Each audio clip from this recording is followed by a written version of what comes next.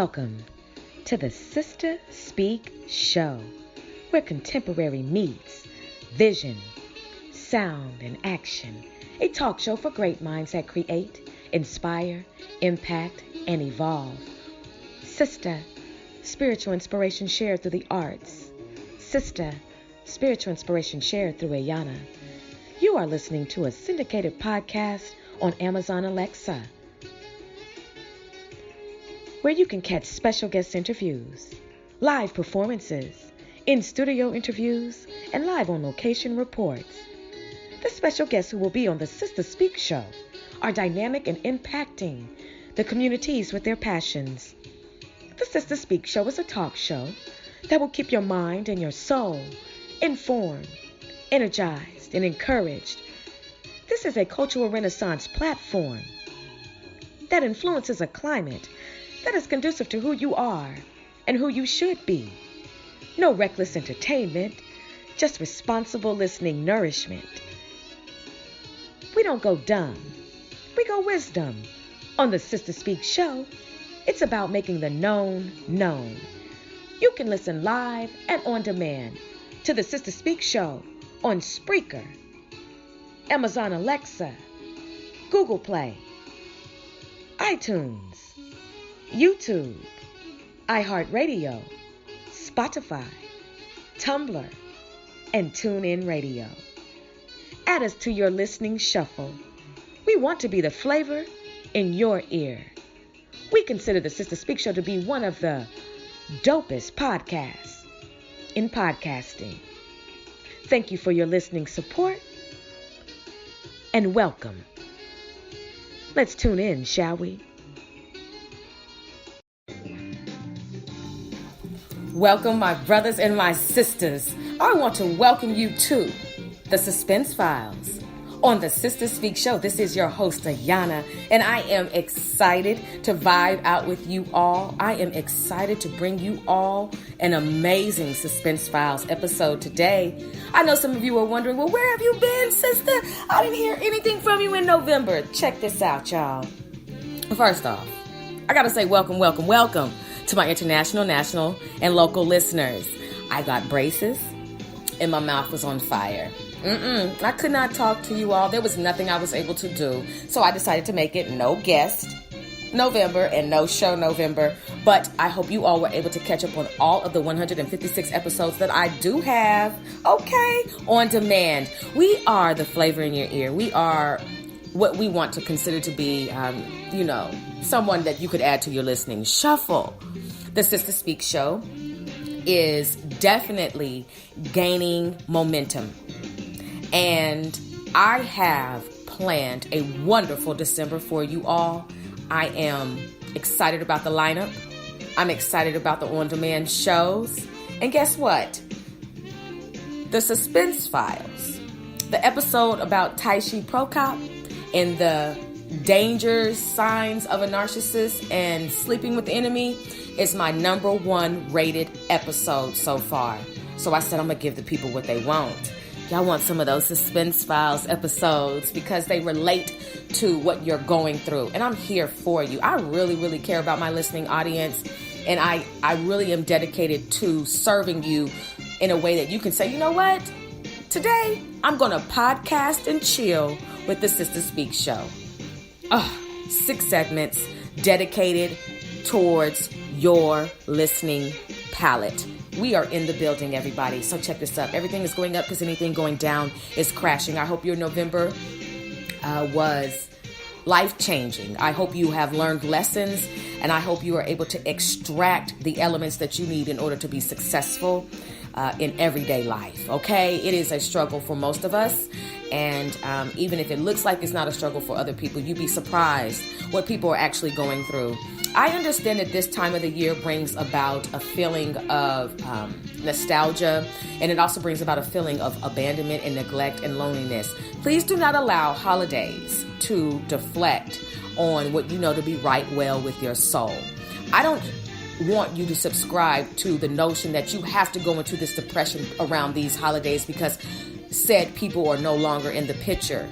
You're in the picture. Okay? You're in the picture. And because of that, you must continue to develop. Do not allow depression to have its way with you all any day. And do not allow society, who makes up so many things that we traditionally fall into habitually.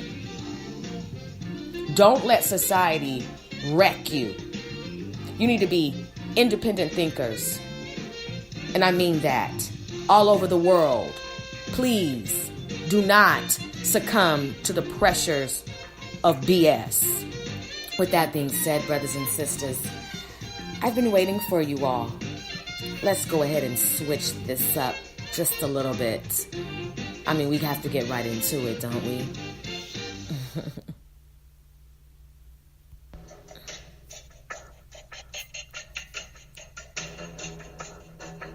This evening, this day, this morning, whatever time you are tuning in to this episode of the Suspense Files, put your seatbelt on. Tonight's episode, Life Insurance Better Have My Money, the Francis Newton documentary, and the dangers of an obsessive relationship. The dangers of an open relationship. Are you ready? Are you in an obsessive relationship? Are you in an open relationship? Will you do anything for money? Even kill? The Suspense Files. Mystery, obsession, crime stories, urban crime stories, urban cold cases. On the Sister Speak show, the Suspense Files. Let's get started with the Francis Newton documentary. And this episode is rated R for restricted listening audiences only. The language and the content that will be expressed and the ideas that will be expressed are serious and they're 100%. I'll see you on the other side of Life Insurance Better Have My Money, the Francis Newton story. Every child relies on their mother's love to keep them safe and warm. She had not really very much feeling for them at all. A parent always puts their children first. To do that to your children, I can't think of any reason for that. Unless they're more valuable dead.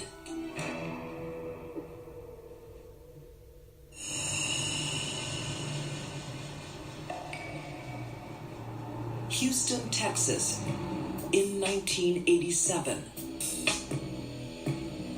An all-too-common scene plays out. Where the hell you been? You're out late. Young parents with 2 young children. Care about me? What about your kid? Struggling with life and each other. Frances had no breaks in life. She didn't have a good education, and she became a mother when she was still a child herself. Is there any money? No, there's no money. Business is bad right now. Frances Newton is 15 when she has her son, Alton, and a few years later, daughter, Farah. It's too much, too soon. Now she and husband Adrian fight constantly. He was violent. She was violent. He sold drugs. She took drugs. What was ever for there to be happy about? What future was there?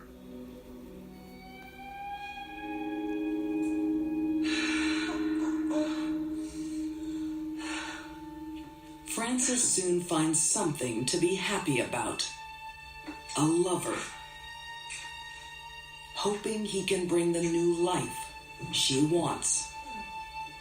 Let's go away together. Somewhere nice.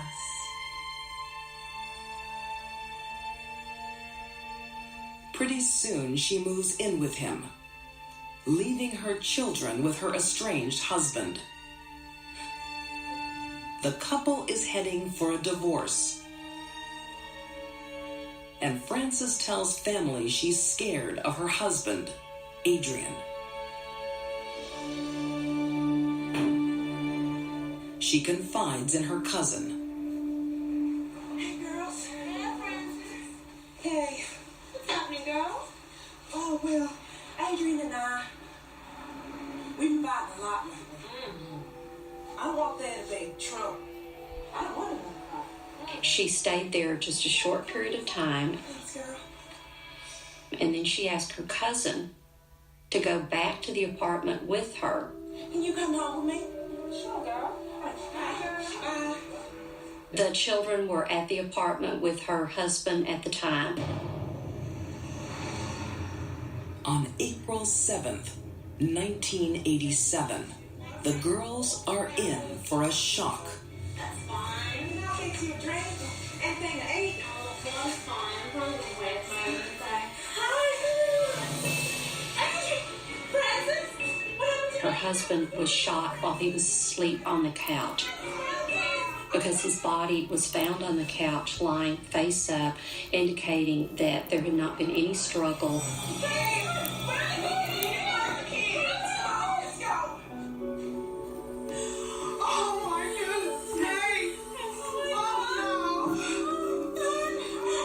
The children were in a bedroom together.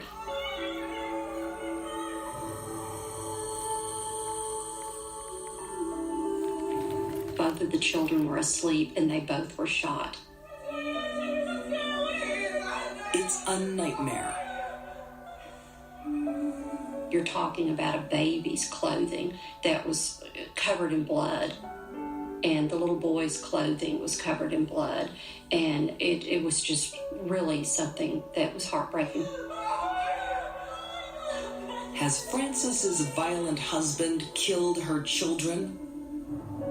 And then himself? Or has an intruder wiped out her family? The truth is far stranger.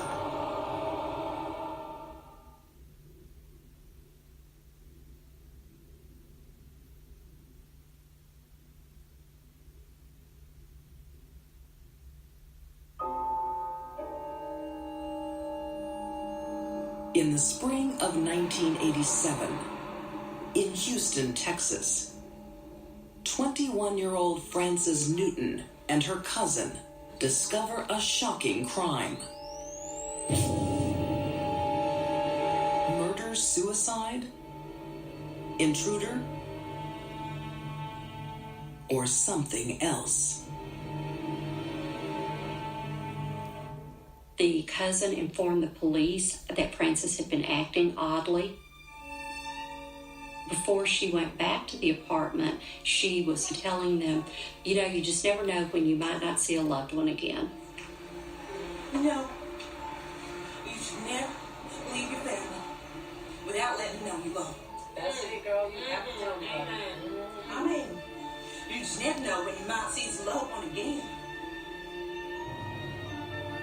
Frances does something else odd.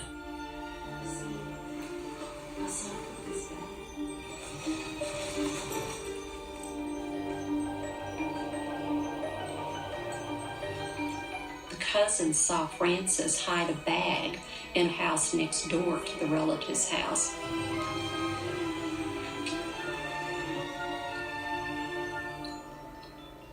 And there is something nobody knows.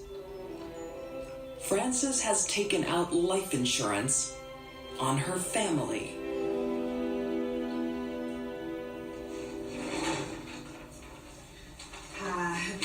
These are the insurance policies y'all sent out. They're all done. She took one out for herself and one out for her daughter, who was less than 2 years old, and one out for her husband. You got them all? That's Farrah's and Adrian's as well. I thought he was... Each policy was $50,000. He signed it. He just can't come in today. He's working. She forged her husband's name on the life insurance policy. Well, thanks. I'll have a good look at this and I'll get back to you. Okay, thanks. Bye. Goodbye. The policies are Frances's secret for now. But the police have the stashed bag. And inside of it, a gun.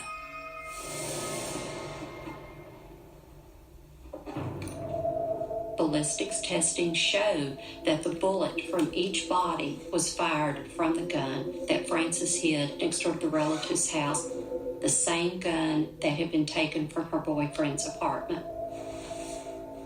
It doesn't take long to piece together the real story.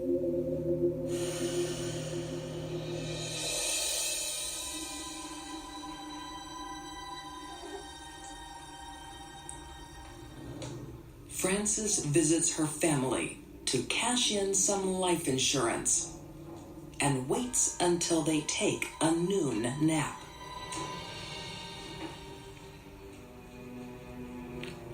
She lacked education in every area of her life. And so $50,000 was like a treasure chest of gold coins. Like the pirates in the movies, it was everything. With every shot, Frances thinks she's scoring another 50 grand.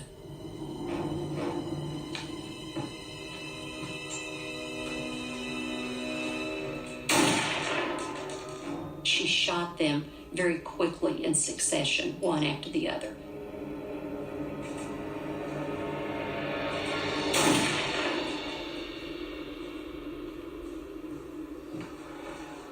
She thought killing them would bring her the money she wanted, followed by the life she wanted.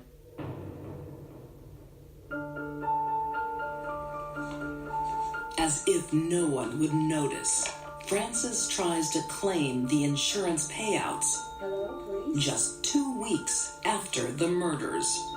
A lot of people who do have insurance policies on their children don't want to cash them in. Not Frances. Yeah. I've been reading about A this. company representative calls police. Yeah, and I had this woman named Frances. Yes, Frances Newton. She came in. Frances Newton's escape from the everyday pressures of a young family comes to an abrupt end. There was just really overwhelming evidence because of the murder weapon, because of her hiding it belonging to her boyfriend, the insurance policies. I mean, you really could not get much stronger evidence than that. Frances Newton is found guilty of capital murder and sentenced to death. She spends 19 years on death row and manages to keep her true crime secret from cellmates. It was smart for Frances to keep her mouth shut and never admit that she killed her own children, or one of the other death row inmates might have killed her. In the end, the state of Texas kills Frances by lethal injection in September 2005. I think Frances was capable of further murders. If they crossed that line to kill their baby and their young child for really no reason other than money, if you cross that line, no telling what other lines you're capable of crossing.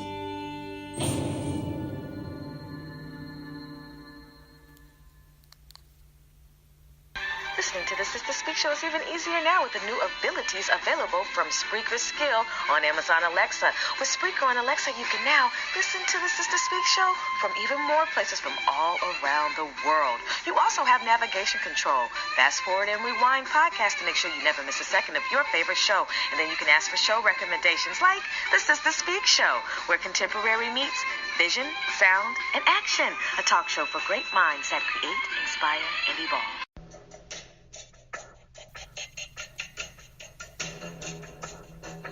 Frances Newton. She said life insurance better have my money. And life insurance said, who are you trying to pimp? See, you have to be willing to think things all the way through before you do them. 2 children and her husband, $50,000 each. 19 years in prison. And you don't get to enjoy the money. Let's move on, shall we? Obsessive behaviors in a relationship. Now, I know my voice is very calm right now, but as we get into it, it may get a little bit more passionate. As we dive into the fugazi and the effery that can take place. We're here to help, we're here to heal.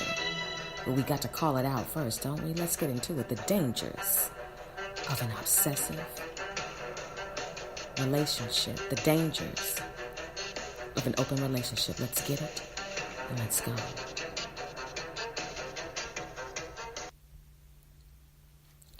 Obsessive love disorder. An overwhelming attraction to one person. Obsessive thoughts about the person. Feeling the need to protect the person you are in love with. Possessive thoughts and actions. Extreme jealousy over the other person's interpersonal interactions. Now, low self-esteem.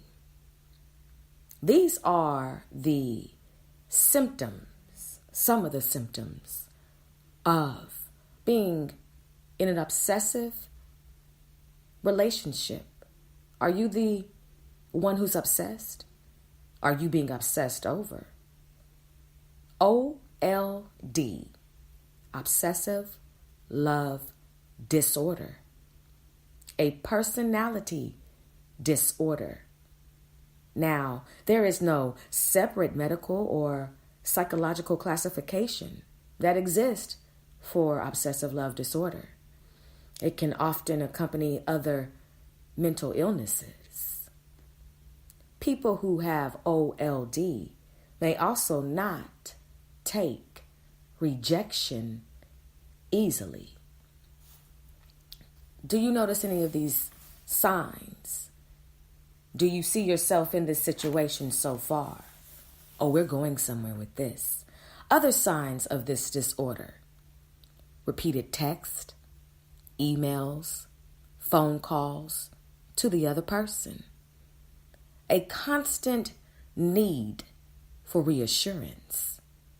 Difficulty having friendships or maintaining contact with family members because of obsession over one person. Monitoring the actions of the other person.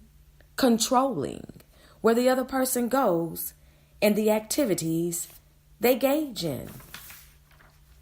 Let's go back, shall we? Overwhelming attraction to one person. I mean, this person has got you all caught up. I mean, you've got to have them. Let's just say you were able to get them, and you're not going to let them go.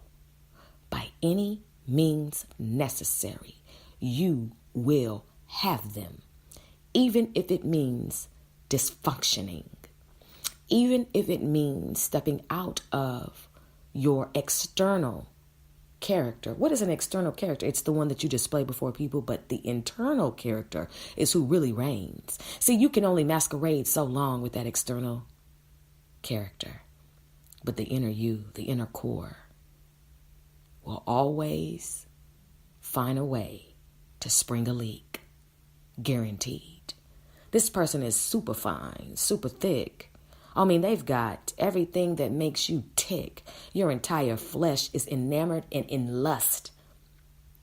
Lust with this person.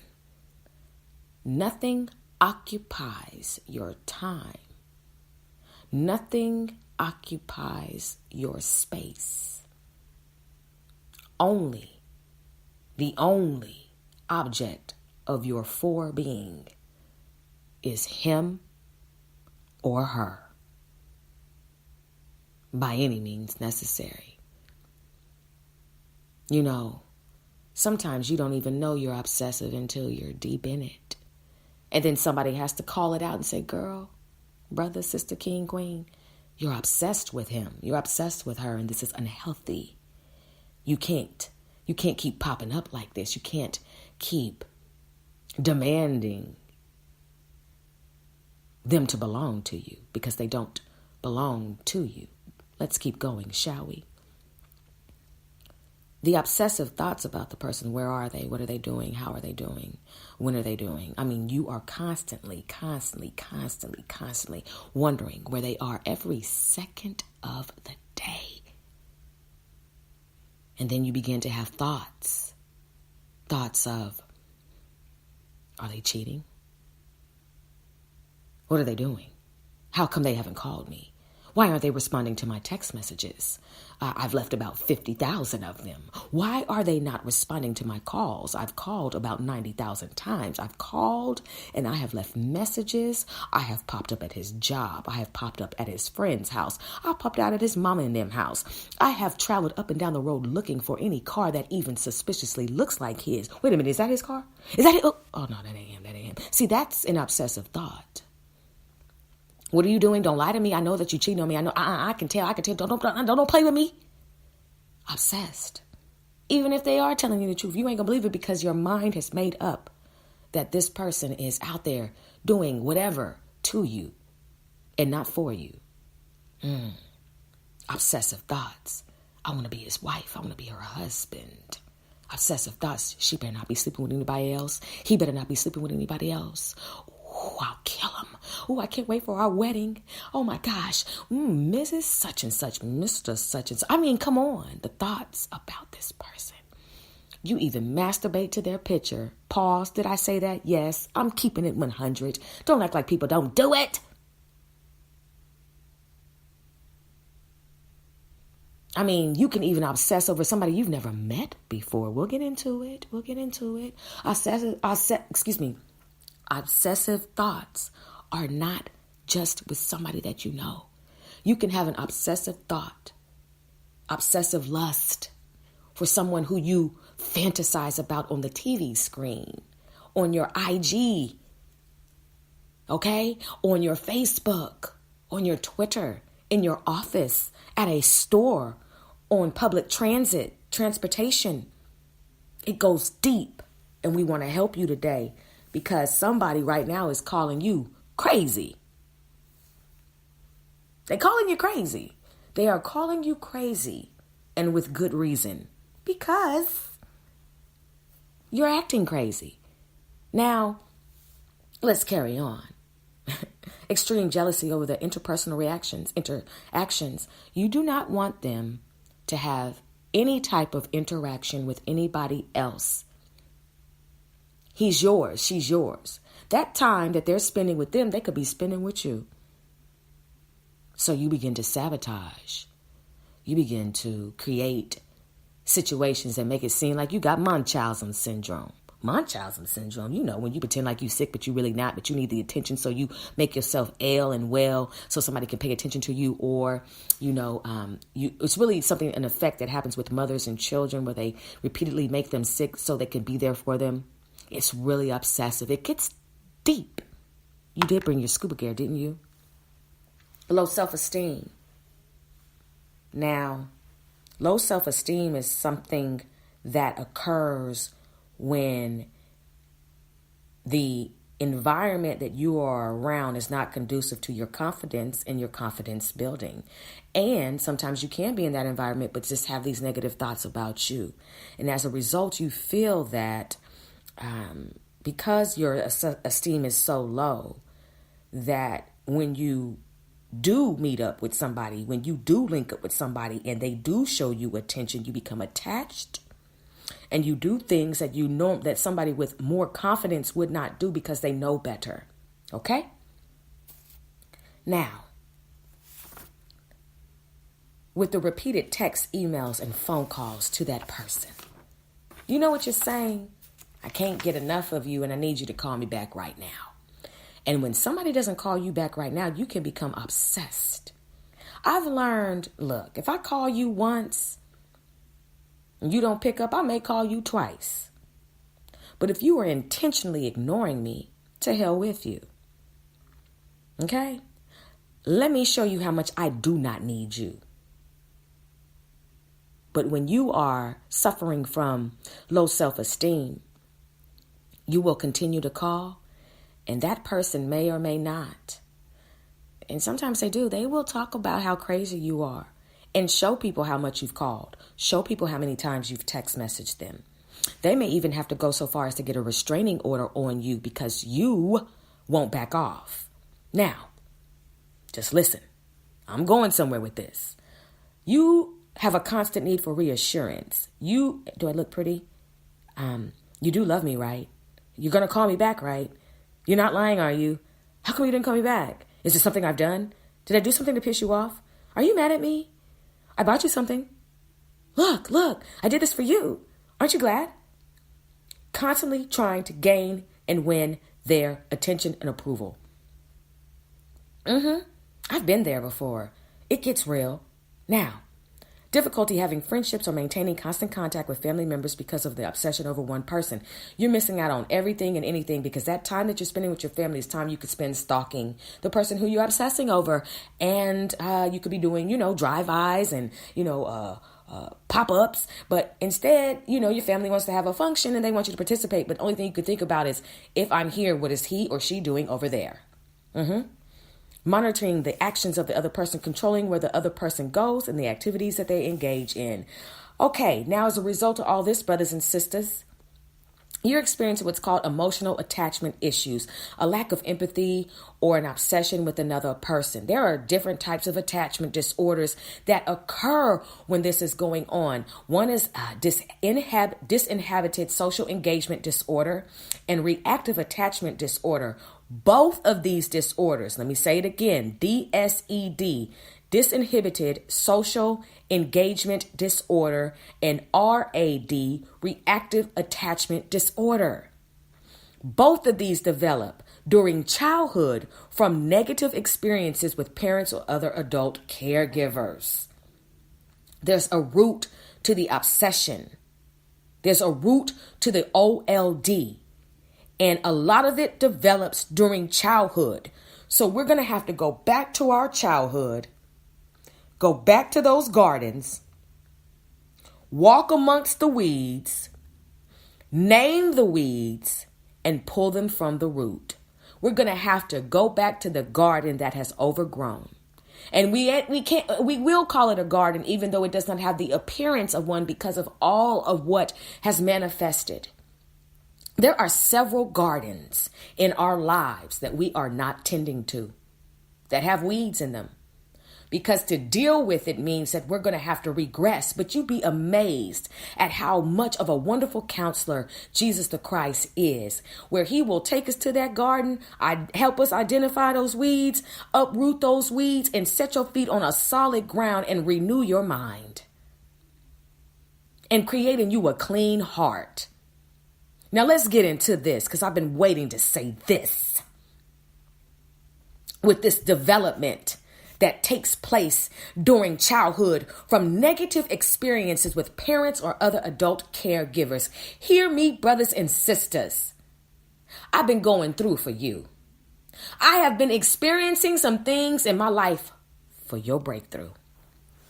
What? Yeah. man down, man up. Here we go. Now listen. And hear me well. I decided a month ago that I was not going to spend another day in the landfill. The landfill, a place where trash, all trash from all cities, towns, state, okay? Everyone has it, landfill, where the garbage truck take all of the junk and the trash and discard it. It's where the vultures and the seagulls hover and eat. Okay? The landfill. Trash. Garbage. For you who are bougie, garbage. Garbage. Other people's trash. And I'm standing in the middle of this landfill. Encompassed by trash, other people's trash. You can be in the midst of a landfill and not know it. It isn't until you smell the shit in the landfill that you would have had enough. I'm about to go here, so beware. I said to myself, how much longer are you going to continue to smell your daddy's shit? How much longer are you going to continue to smell your mama's shit? Your brother's shit, your sister's shit, your family's shit, and your shit. You got to include yourself because you'd be a fool to think that you ain't accountable for some of the things that take place in your life. How long are you going to be surrounded by your parents' trash and your family's trash? And your own trash and other people's trash? How long will you be surrounded by everybody in your life's trash? How long will you clean it up? How long will you inhale these toxic fumes? How long will you serve their punishment? Ayana, do you love your parents? I absolutely do. But I don't love them more than I love the Lord. Facts. And I don't have to stay in a landfill and inhale other people's shit. Shit that I'm not responsible for. Trash that I'm not responsible for. That have developed into my character and have permeated some of my actions, thoughts, and the ways that I do things. Now, it wasn't until I smelled some shit that I said enough is enough. If this is the reason why I move and I groove and I dysfunction. See, you can move and groove and also dysfunction.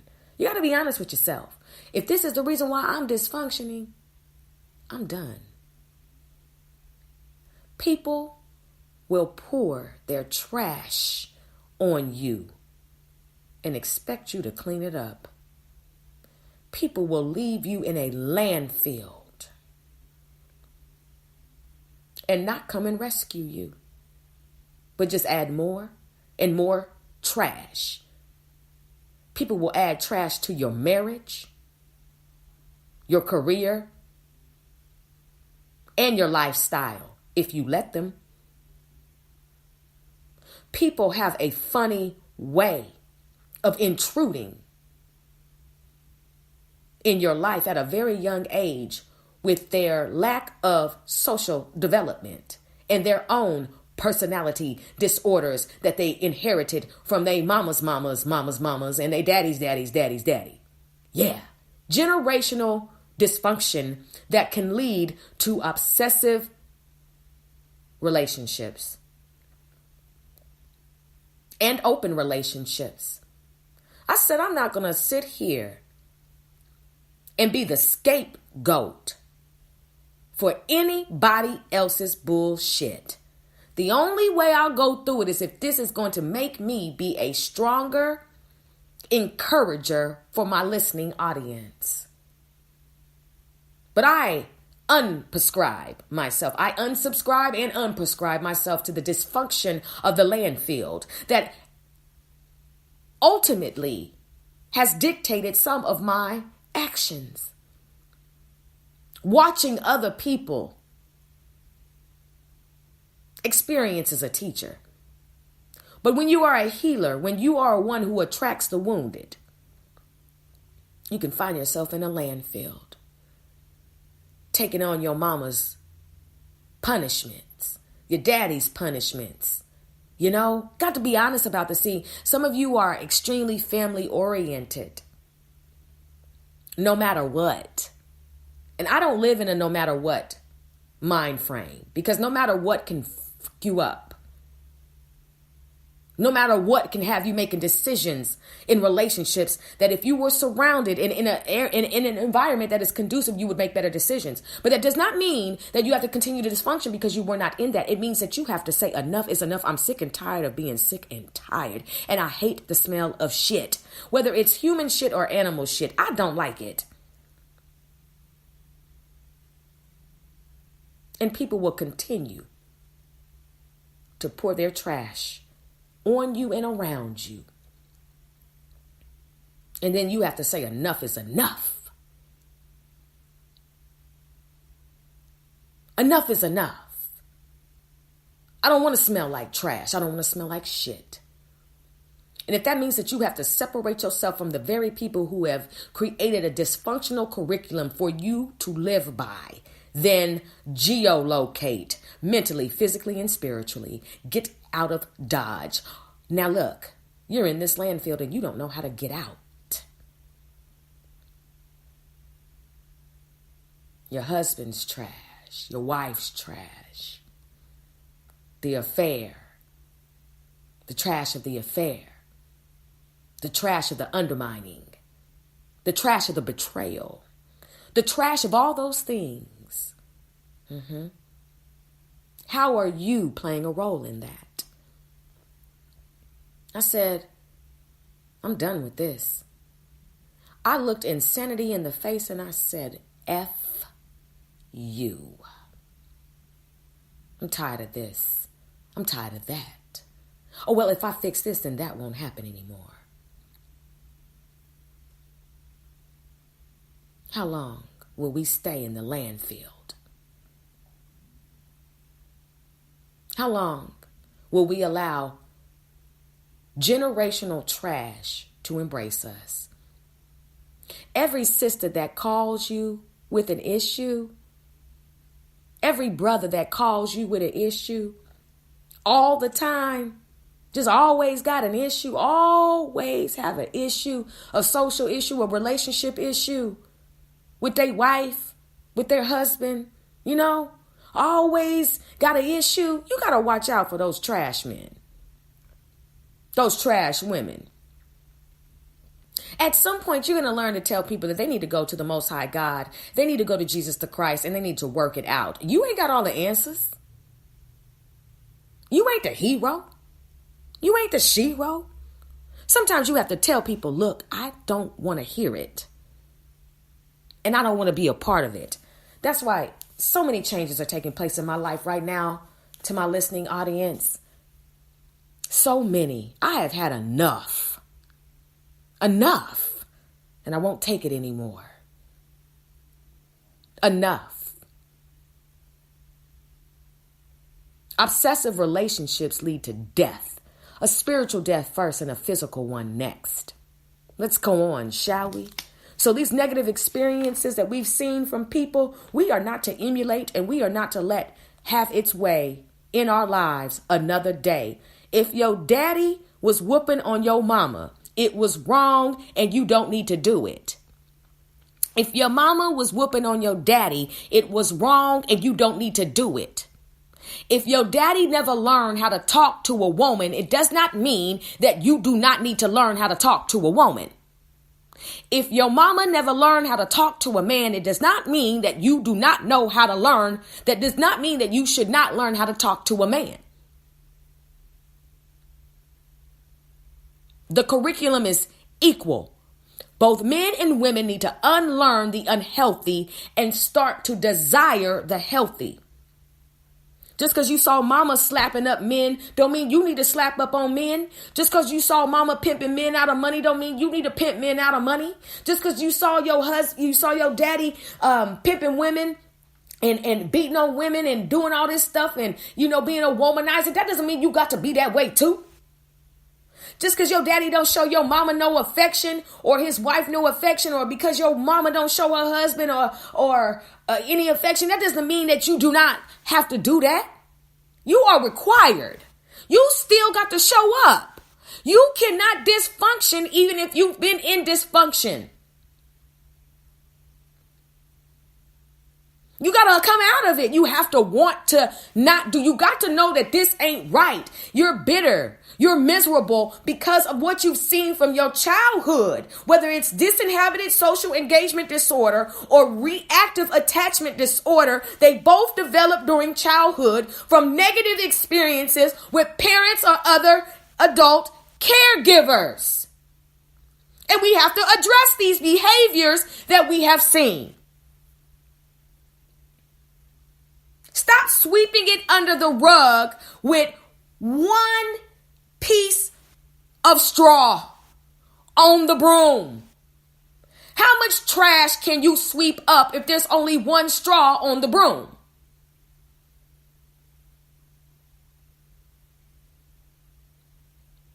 How much trash are you going to continue to sweep under your bed, under the rug, in the closet? But then when the very people who have displayed these negative behaviors in front of you demand you to be a full-time daughter or son to them, and then when you address these issues with them, depending on their level of maturity and repentance and humility, you're either going to be met with amnesia and arrogance or humility and a heartfelt apology. Somebody, where is it? Where is it today? Where is it?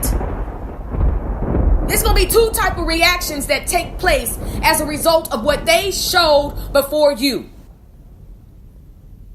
Now, I understand nobody is perfect. I understand that there are no, what people want to say. Well, what people want to say, there's no manual. There is a manual. There is a holy word that teaches us how to be. I'm not going to sit here and let you all escape from a righteous seeking in learning wisdom. Wisdom is there. She's screaming out. But the problem is we want to gather for Christmas, Thanksgiving, Easter, and all these days and sit around and eat food with the very people who have fucked your life up. Ooh. Strong language. I dropped it. I had to. Because sometimes you just got to. That F-bomb is behind the glass and you have to break in case of emergency. But you eat with the very people who enslave you, who oppress you.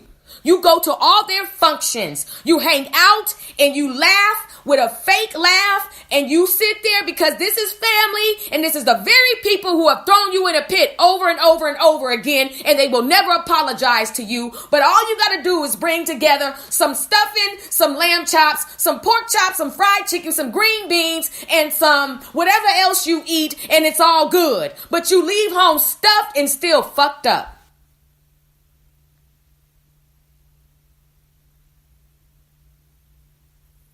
Pleasing everybody else but yourself. Regretting having to sit across from, the molester,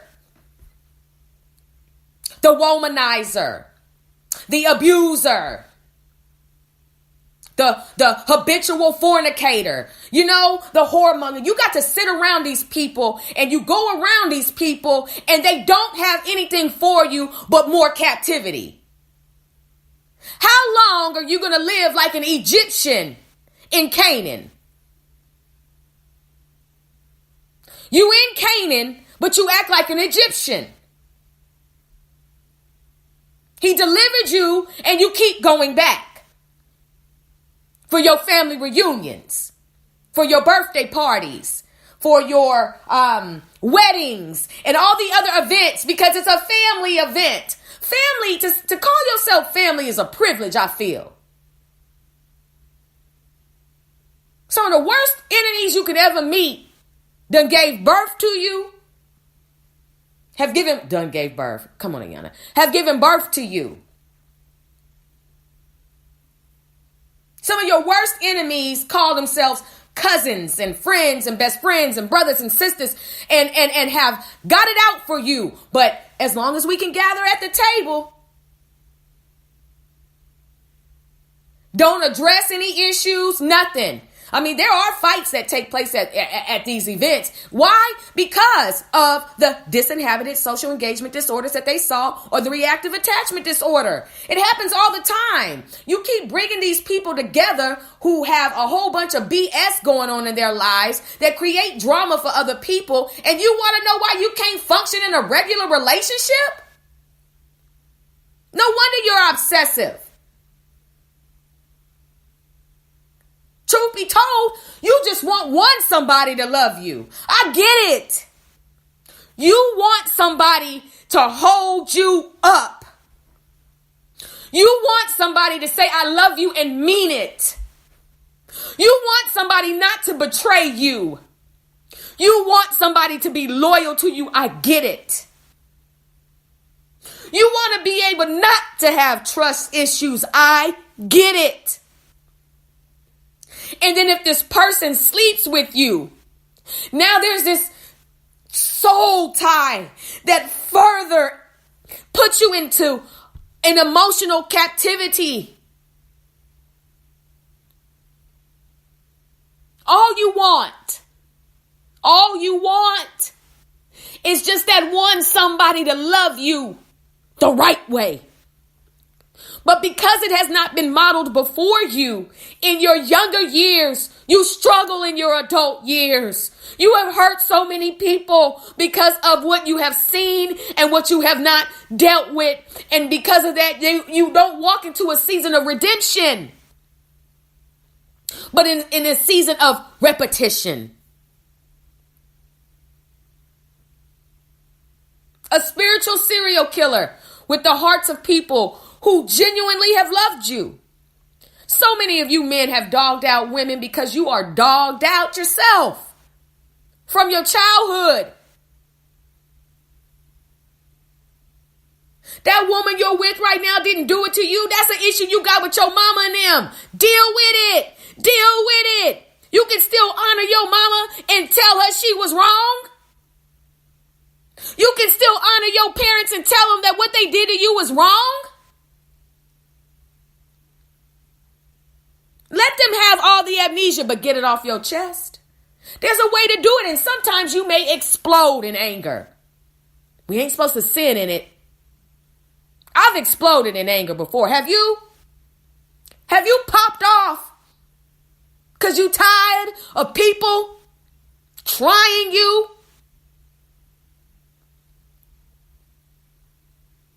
How long will you suffer with the trash that you have seen? Garbage goes in the garbage can, and then it goes into the truck, and then it is taken to the landfill. How did you end up in the garbage bag? Because you're a nice person? Because you're an empath? Because you're meek? Don't know how to fight? Don't know how to stand up? Don't know how to tell somebody, no, stop. Just let people do whatever they want to you, right? How much longer are you going to suffer because your mama is angry? Because your daddy is angry? And don't let it be that you come from a home that did not remain intact with the biblical family unit. You really are suffering. Because now you see broken relationships, right? And you've seen the ugliness of it. And at one point you said, I'll never treat my husband like that. I'll never treat my wife like that. But you are a predator to them. And they love you, but they sick and tired of you. They tired of it. Because just when you think that this is going to be something, here comes some more trash. And as a result of it, you damage your allies. You know, it's got to be a slap in the Lord's face. It had to have been in the most respectful way of saying this. How do you be delivered from Egypt, enter into a land of milk and honey and clusters of grapes, and still say, I'd rather be in Egypt. I'd rather be in captivity.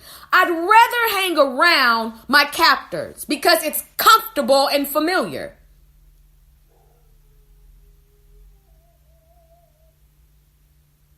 Think about that. How many of you all are getting ready to travel back home to Egypt for the holidays? I just want to know. How many of you are traveling back to Egypt to hang out with Pharaoh and them these holidays? How many of you are getting ready to go meet your mama's new boyfriend, but you can't keep a man to save your life?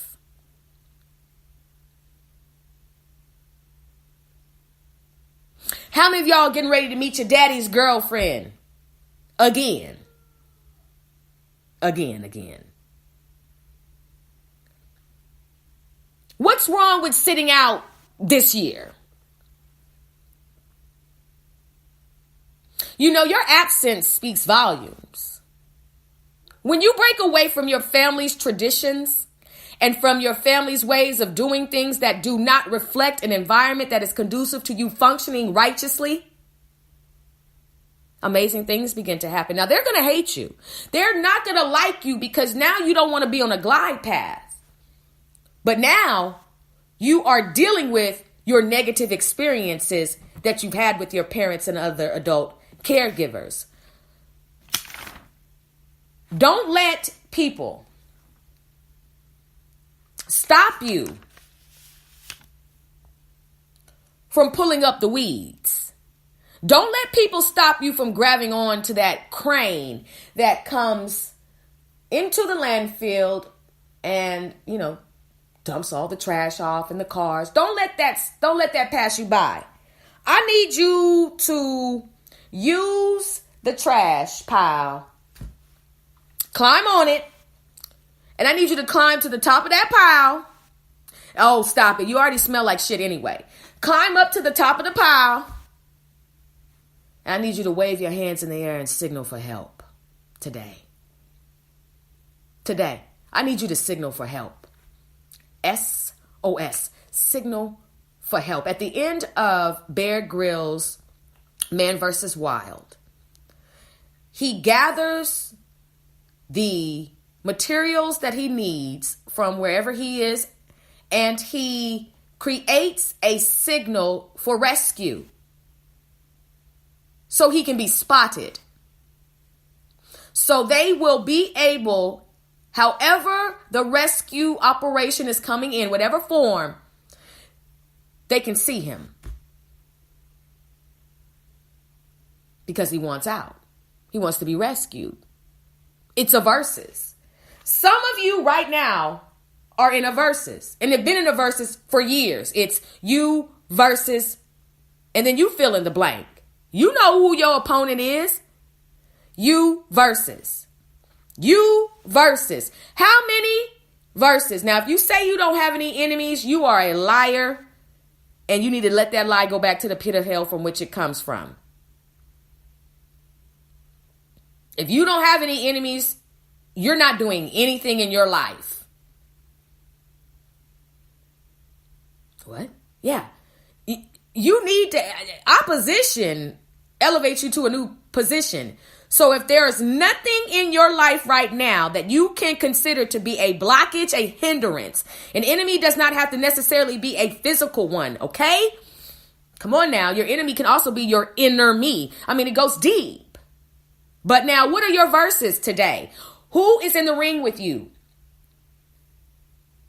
What is their score as far as TKOs versus yours? Have you ever even suited up? Or is this a regular ass kicking that you receive all the time? There's only so many times you can be kicked. So, how are you developing? Because I'm telling you right now, the people around you who are dysfunctional, they maintain a lifestyle that looks like everything is okay while you can't get ahead. You're suffering, but for some reason, the people around you are still going on. That's dangerous. See, in DSED, you might be overly friendly and not take precautions around strangers. Hello, little girl. Hi. Will you help me look for my lost puppy? Your puppy is lost? Yes, he's lost in my car somewhere. I'll help you. I'll help you look for him right now. Hey, big girl. What's up?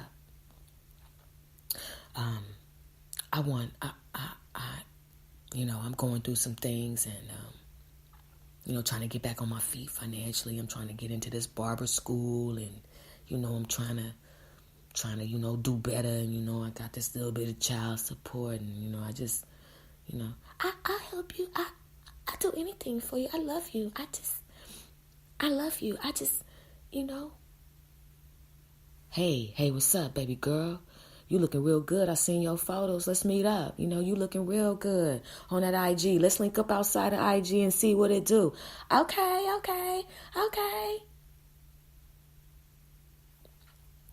Oh.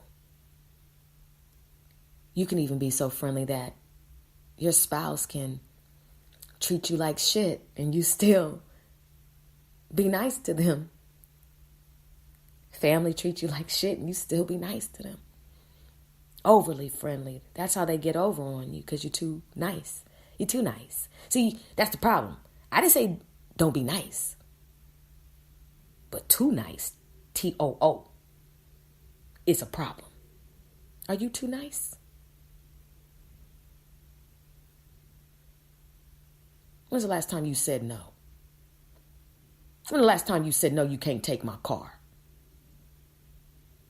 Overly friendly women let men drop them off at work and they take their car during the day, running around town, living their worst life in your best life.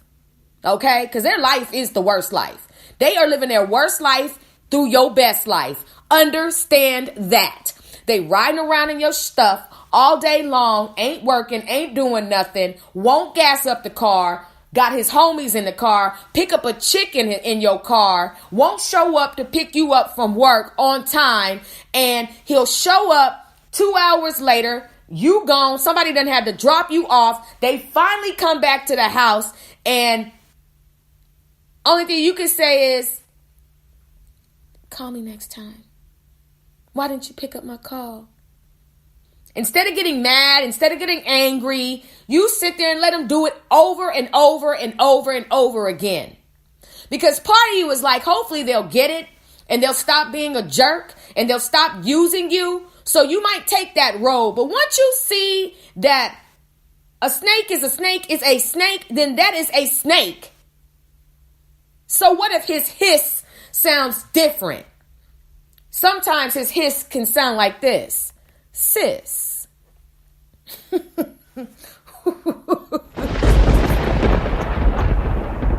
I'm so serious about this today. Some of you right now are waiting on your car to come back. Right now. The brother been gone for 2 days. In your car. He ain't got no license. He don't pay on the insurance. He don't do nothing for you, but he's in your shit. And he ain't brought it back. And he took another girl out to eat in your stuff while you at work from 9 to 5.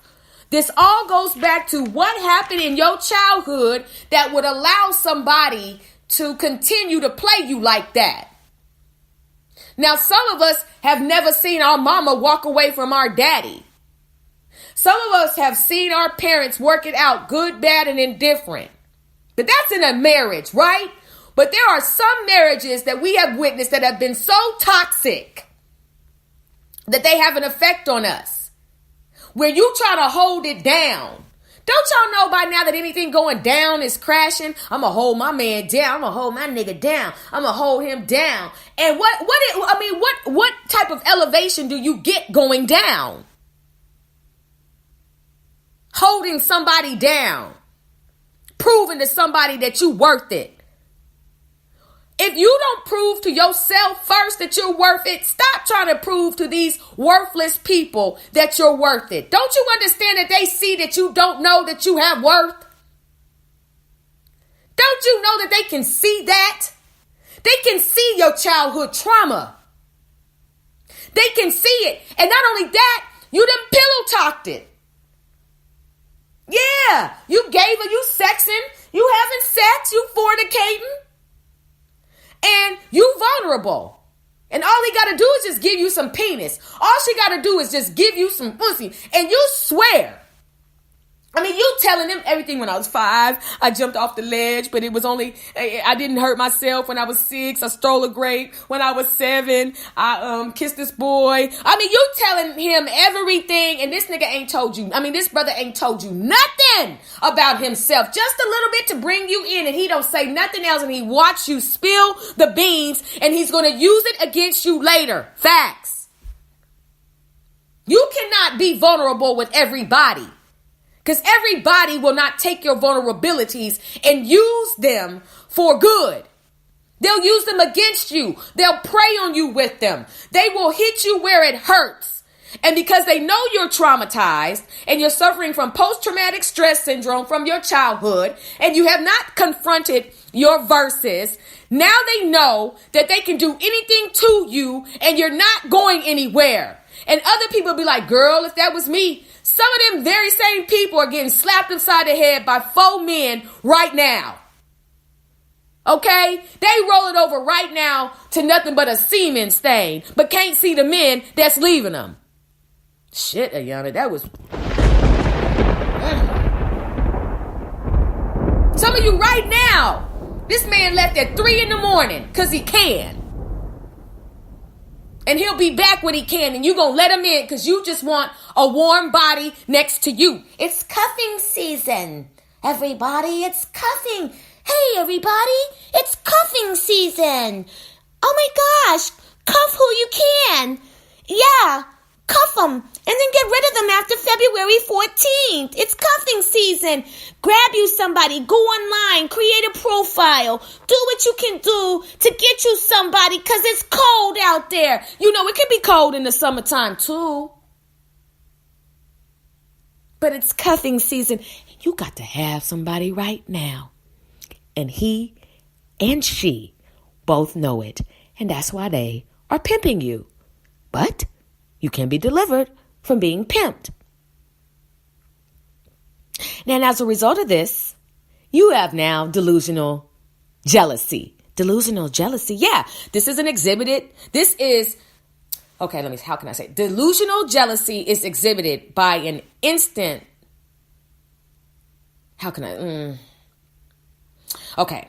It is proven, it is exhibited by an instance on things that are already proven false. So even though you think this is happening, it's not really happening, but you swear it's happening, so it's happening. So even if it's raining outside, you think it's sunshine and nobody else can tell you that it's sunshine, even though for a fact it's raining. That's delusional jealousy, where you have created things in your mind that are not so, and now you have obsessed over them to where you're jealous. Now, jealous is not a bad thing. Hear me on this, what I'm saying. Jealousy navigated righteously is an understood feeling. It's just vindictive jealousy, malicious jealousy, wicked jealousy that is a problem. But to naturally, have a feeling of, hey, what's going on? And, what about me? Or wow, I see you are this great man to everybody else and know how to do all these other things and be a husband to everybody else. But what about me? Or you're such a wonderful wife to everybody else, but, I never knew you could cook, or I never knew you knew how to nurse a wound. I mean, I fell off the ladder the other day and you just looked at me. It's serious. Okay. That's delusional jealousy can lead to a lot of stalking and a lot of what we talked about earlier with the repeated texts, emails, phone calls to the other person, a constant need for reassurance, and monitoring the actions of the other person, as well as controlling where the other person goes and the activities that they engage in. It's serious. Now, when it comes to obsessive love, delusional jealousy can cause you to believe that the other person has reciprocated their feelings for you, even if they've made it clear that this is indeed not true. This happens so then delusional jealousy is linked to alcoholism. Think about that. People drinking because they are delusionally jealous. They believe that somebody is doing something that they're not. It doesn't matter what you say. They believe it. And as a result, now they're drinking. And we know that the drinking leads to aggressive behavior and inebriated decisions that can result in death, that can result in domestic violence, and does moving forward. So as a result of your delusional jealousy, you now have entered into what is called erotomania. Erotomania.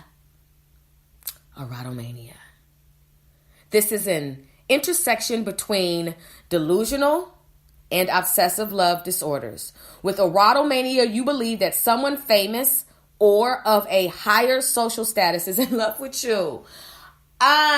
See, I think I've suffered from this. I got to be very honest about this. As a child, when you look at these stars, I know I had erotomania. I had to have erotomania for Michael Jackson because of that yellow sweater poster. Oh my gosh. And LL Cool J at the time. Not now, but then. You can develop that. You can see somebody cross the stage or come across TV and you be like, I love him. I love him now. And I love him aggressively. I love her. And then you can look at a magazine like Hustler, Penthouse, not endorsing these, but many people obsess people through different ways, whether it's on screen, through a periodical, IG, Facebook. It is serious. Or even, like I said, in normal everyday situations. But with erotomania, we're talking about a higher social status and somebody famous. So, i.e., here come the groupies, here come the stalkers who believe that you're talking to them, you're in love with them, you have sent them subliminal messages, and now they are here to act upon it. And then now you have this, which then, leads into the anti-stalking laws and restraining orders and having to carry, a pistol with having a license to carry, going to the gun range, knowing how to do it and not abusing a gun in any way, shape, or form, but using it as a form of protection if you have to defend yourself, people. Because people who have erotomania are crazy. They will dedicate shrines, okay, for the person who they are obsessing over. They will mail them numerous times. They will send them flowers and gifts. They will even try to break into their homes. You've heard the stories of people breaking into celebrity houses and jumping the fences and even attacking celebrities. This kind of, well, no, I won't say that, but I kind of feel like the paparazzi suffers from a little bit of this erotomania. I think that they are in an obsessive love with celebrities as well, and they a lot of times use the auspices of being a photographer as a way to entrap or enslave said celebrity that they obsess over. It's real. So let's go on and move forward with this. Are you obsessed with somebody that is of a higher status? Are you obsessed with somebody who is famous? Do you believe that they love you and are in love with you? They're not. They don't know you. They might know you if you've been ridiculously obsessive. If you have crossed the lines of a quote unquote fan or a supporter, If you have done everything you can to get in bed with this person, if you're sending them nude photos, if you are sending, dick pics, if you're sending, all kind of pictures and, all kind of erotic suggestions to lure them in, because we know the flesh is weak.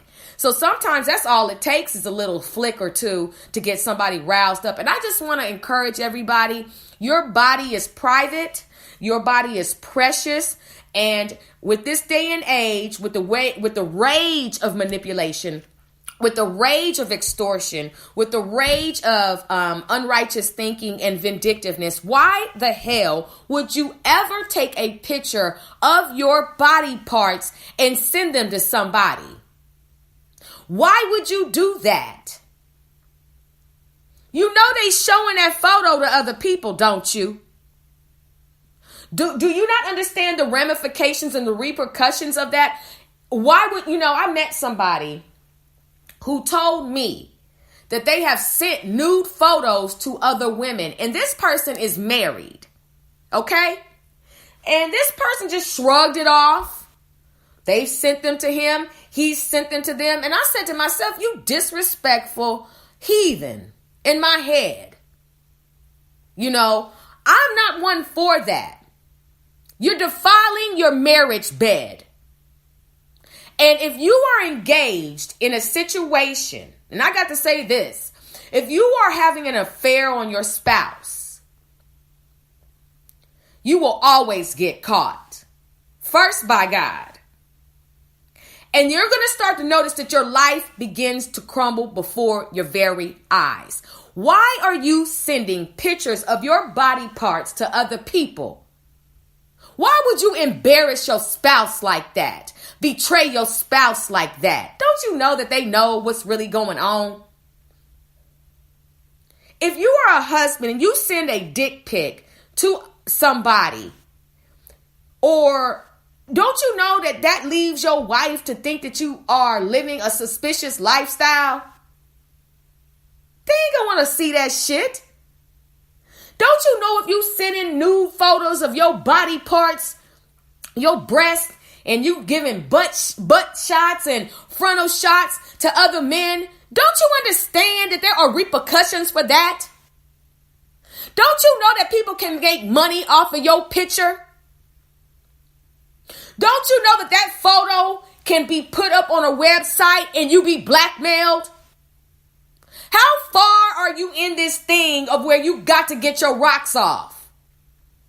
If ain't nobody sleeping with you, or you ain't had sex in a long time, or this, that, and the third, and now you are caught up in a whole, now you are a full-blown slut all throughout the community because there's something wrong in your marriage, and instead of dealing with it, you want to go out and be a whoremonger or a whore.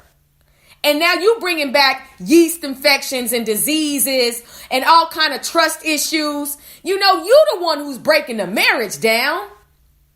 And I'm sure you probably blame your spouse for the reason why you going out and cheating, instead of being a conqueror and dealing with the situation. Now you've got all these other people involved.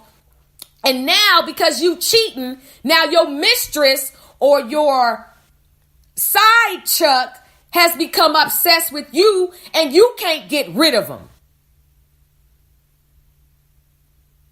How bad do you have to nut? I'm going to ask you that. How bad do you have to have an orgasm? Is it that damn serious that you have to engage in behaviors that ruin lives, other people's lives, that make you look crazy?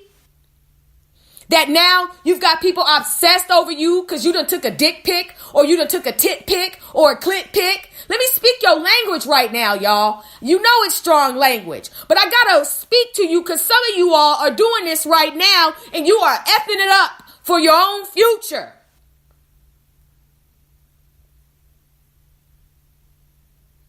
I'm a man. I got to have, I'm a man. I'm a man. Well, when the hell did you discover it? Because you keep saying that. I'm a man. Who has challenged you to prove that? Because if you saying it, somebody, you being challenged. Because a man don't never have to say he's a man that knows he's a man. That's acting as a man, being a man, and his full responsibilities of a man. A real man? Ha! A real woman? A real woman. We talking about a real woman. And a real man. They're not going to betray the trust. And if they do, yes, they can repent. Yes, they can be redeemed. But there's still going to be some consequences. Your wife don't want nobody else seeing your penis. Your husband don't want nobody else seeing your vagina. How clear is that? How clear is that? What the is going on with you that you feel the need? What have you gotten into to where you are doing this? What's going on from your childhood that has run, however old you are? Let's just say you 24. That's done run 24 miles ahead of time in 2018 to where you doing this type of stuff.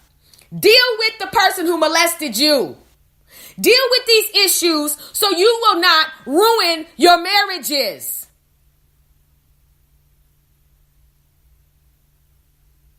Because if you do not deal with this, it will enter into your marriage.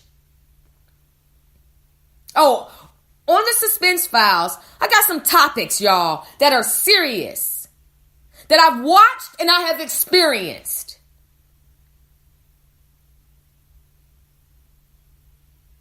But when somebody decides to act upon the negative experiences from their childhood as an adult, they are a wrecking ball. They eat shrapnel daily. They are wounded. Visually wounded, physically wounded, spiritually wounded. Instead of addressing it, depending on, don't let them be a narcissist because they don't think anything's wrong with them at all. But, dealing with these issues affect everybody around you. And now you believe that somebody of a higher status is in love with you because you can't see the forest for the trees. You used to be the man.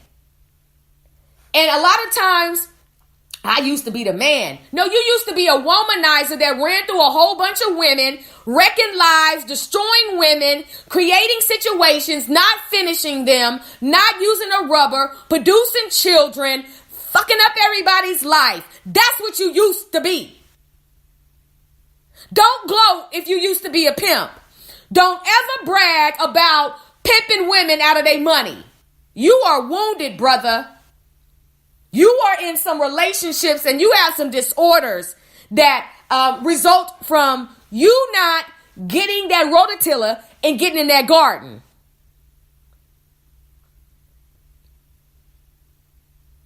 Some of you right now, and I know this for a fact because I used to be it, are a daddy's girl and a mama's boy. And that's a problem. I'm a daddy's girl. I'm a mama's boy. Okay, let's go back to those negative childhood experiences. Because that's all they're going to ever see you as. Somebody who's willing to do anything for them at any time. Adjust your happiness to please them. How many of you all right now are living in your mama and daddy's dreams and fantasies? How many of you right now are acting out your mama and daddy's ways? How many of you right now are doing something that you know you're not supposed to be doing, living a life that you ain't supposed to be living, but it pleases mama and it pleases daddy? Some of you are a 5th generation vacuum cleaner seller and you ain't supposed to be one. Ain't nothing wrong with vacuums. I love to vacuum. Understand what I'm saying? It's the family way. It's the family tradition.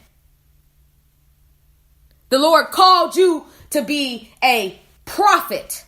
Called you to be a bishop, called you to be a doctor, called you to be a upstanding guy. not caused you to please your mama unrighteously and to X God out the picture.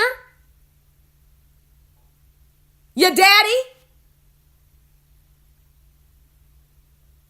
There's an obsession that parents have over their children as well.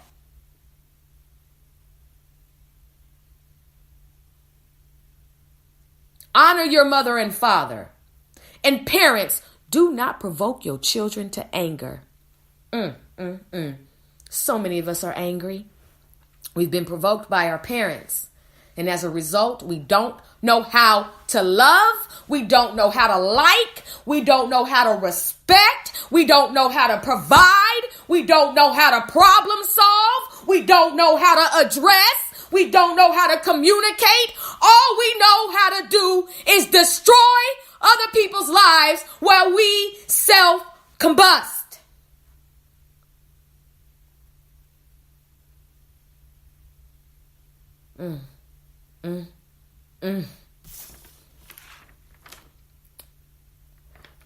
This kind of disorder, erotomania, leads to harassment of other people, such as showing up at their home or workplace. Now, I done had people show up at my house before. I done had people feel that they could come to my house without announcing themselves. I done had people show up at my doorstep with bullshit. I done had that happen. I done had people try to force situations on me and in my home that I don't want to happen. People will do that. And guess what? They have been met with the resistance, because there comes a day in your life where you're going to have to teach people their boundaries and your boundaries. If you don't call, don't show up. If we ain't cool, don't show up. If the Lord separated me from you, don't show up at my house. Don't force your way into my home. I've begun to understand that you really got to protect your home. That's why they made hotels. That's why they made don't book the trip. That's why they made that's why hesitation, the word hesitation. Some people need to hesitate on their actions. There comes a time where people showing up at your home or your workplace is going to result in some physical altercations or some legal ramifications.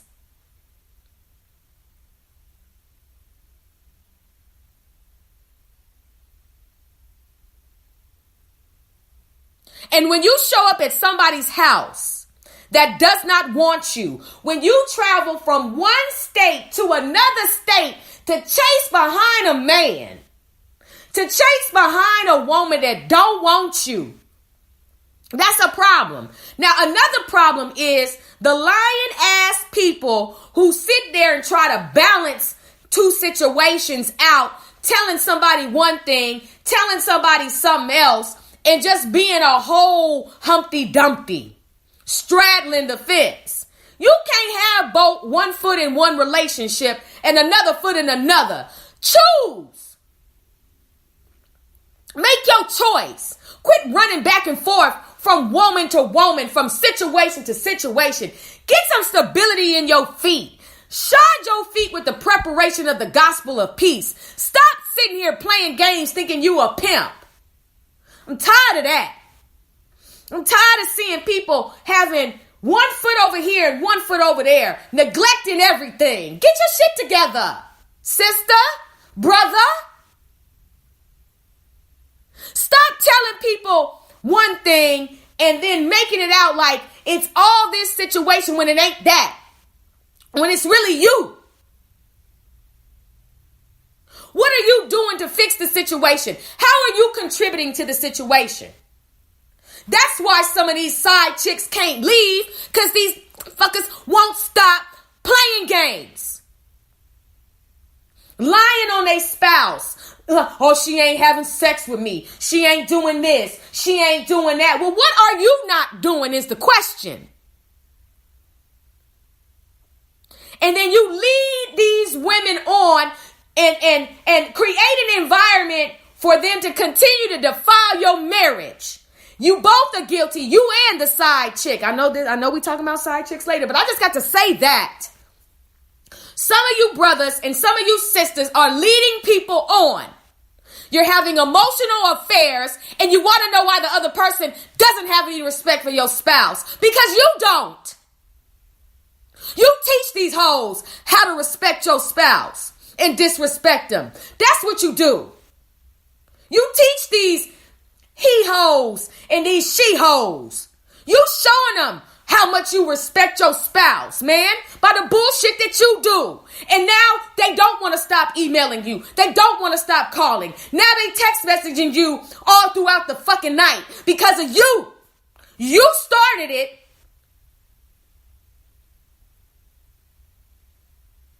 And then your spouse gotta try to run off this damn buzzard because you brought the buzzard into the relationship. And now they don't want to let you go because you fucking them. Or you sleeping with them. Or fornicating. Whatever word you want to use. I'm getting very serious about this because so many people are suffering in relationships from people who are delusional and lie. And they go out and they have affairs and they cheat on their spouse and they demand their spouse. They demand the significant other to rise up and fully function in their role while you dysfunction. To hell with you. To hell with you. You can take all of that thought and take it to Hades and you can go into the lake of fire if you're going to continue to be an unrepentant adulterer. I'm going somewhere with this. You create these people to be obsessed. You create the environment. Now, you cannot control somebody else's behavior. I understand that. But you sure can be conducive to it. Do you understand the after effects of having to catch your spouse having an emotional affair with somebody else over and over and over again? Can you imagine catching STDs because your spouse is going out there doing these things and creating situations and bringing them back to you? They are wounded. That's why they do it. And we catch, we forgive. We catch, we forgive. We catch, we forgive. Oh, and don't let you go out and be the hoe. Don't let you go out and do the same thing that they do. They cannot tolerate it, and they will literally melt before your eyes. That's the hypocrisy of a whore and a whoremonger. Don't do it to me, but I will do it to you. Now you got to spend your time running off this obsessive man, this obsessive woman. And the reason why they so obsessed is because you have laid with them.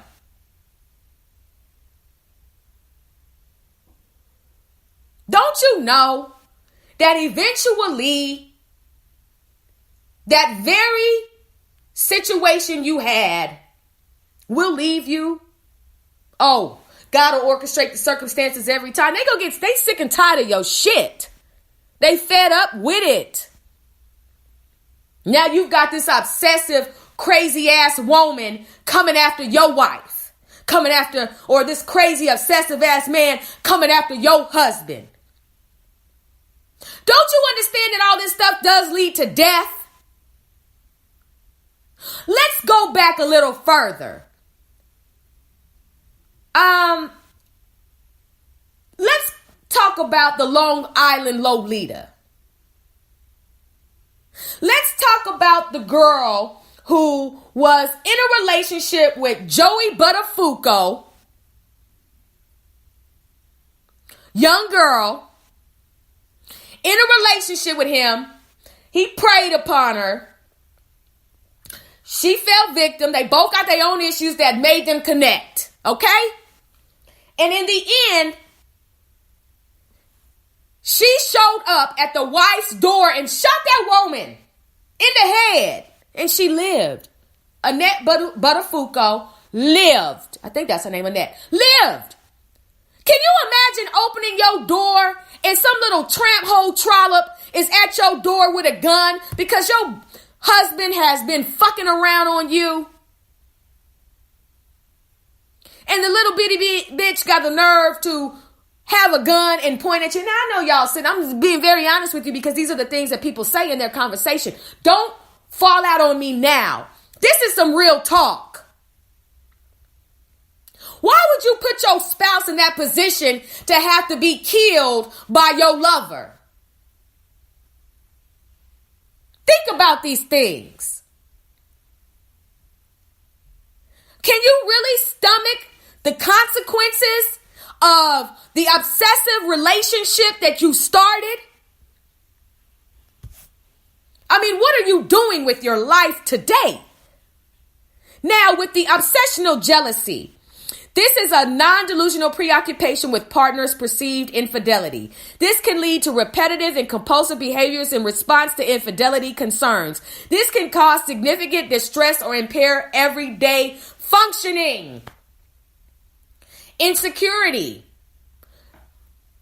Security has been breached. You told me that you was going to be faithful. You wasn't going to lie. You wasn't going to cheat. You wasn't going to do none of these things. You're going to protect me. You're going to be with me better for worse, richer for poor, sickness and health. And the only time I ever see you is when there's health, when there is rich, and when there's better. But where the hell are you when I'm sick, when I'm poor, and when it is worse? When it's worse is usually when the affairs happen. When it's sickness is usually when the affairs happen. When it is better for worse, sickness and health, rich or poor. When it's poor, it's when it's disaster. That's when it happens. And because you've been done wrong so many times, you're having trouble filtering through what's real and what's not. Because this person has played brain games with you. The whole intention was to prey upon your brain and to dysfunction your brain to get you to no longer operate as a fully functioning, jovial person, but to become this submissive robot that has to sit there and deal with all of the bull that comes as a result of what you have done to me. How much longer are you going to be a whoremonger? How long? And now I can't tell the difference between this and that. And now I'm so obsessed because it's happened to me so many times that the little bit of flicker of light, I think you're cheating. The little bit, every time your text message goes off, I think you're cheating. Because that's what you do though. And then now let's just say you've been redeemed. Let's just say you stopped doing it. But the damage is so bad that it's going to take a while for your partner to recover from your bull. And ain't nothing worse than confronting somebody with what they've done to you and they look you square in your face and say, I'm glad that hurt you. I'm glad that you're affected by that. I'm glad I did that to you. Do you know how trifling of a you gotta be to sit there and gloat in how you have maliciously hurt somebody? That's some shit, ain't it? Oh, but God. But God. So anyway, brothers and sisters, let's move forward. Now, it says that OLD affects more women than men. Obsessive love disorder. It all stems back to the moment they put their penis inside of you, shit gets real. But if we would be celibate, we would not encounter a lot of these situations. And I'm going to leave that right there because I don't want to go into the next show. Now, they prescribe medicines for all these disorders and stuff. But before we go into that, I just want to remind you of some things about adultery. Extramarital sex is often illegal in jurisdictions where adultery is illegal, regardless of whether the partners have given their consent.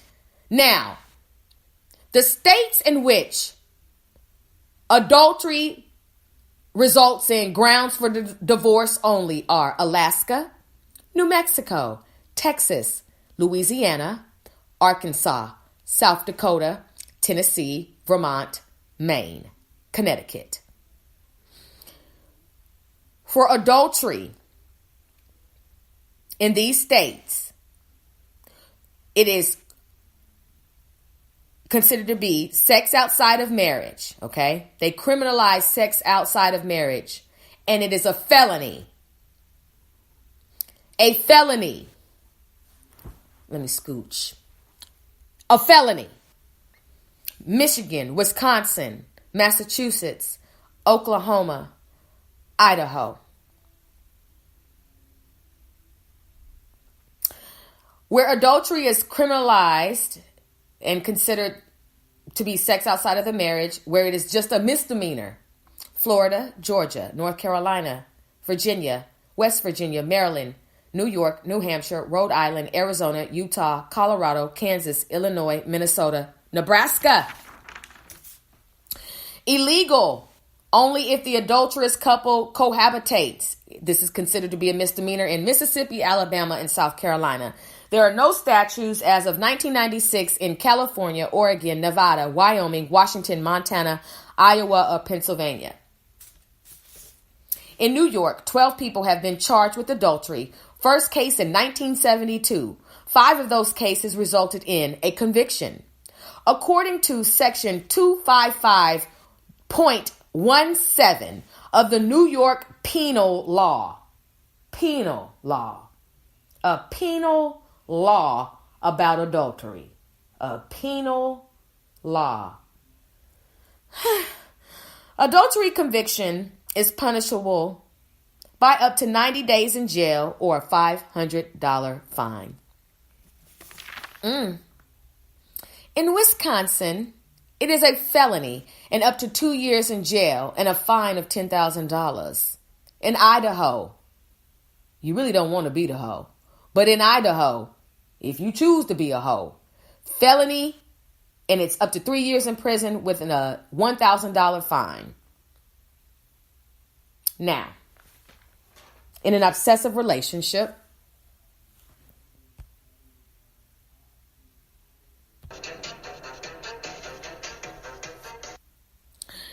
we have learned a few things.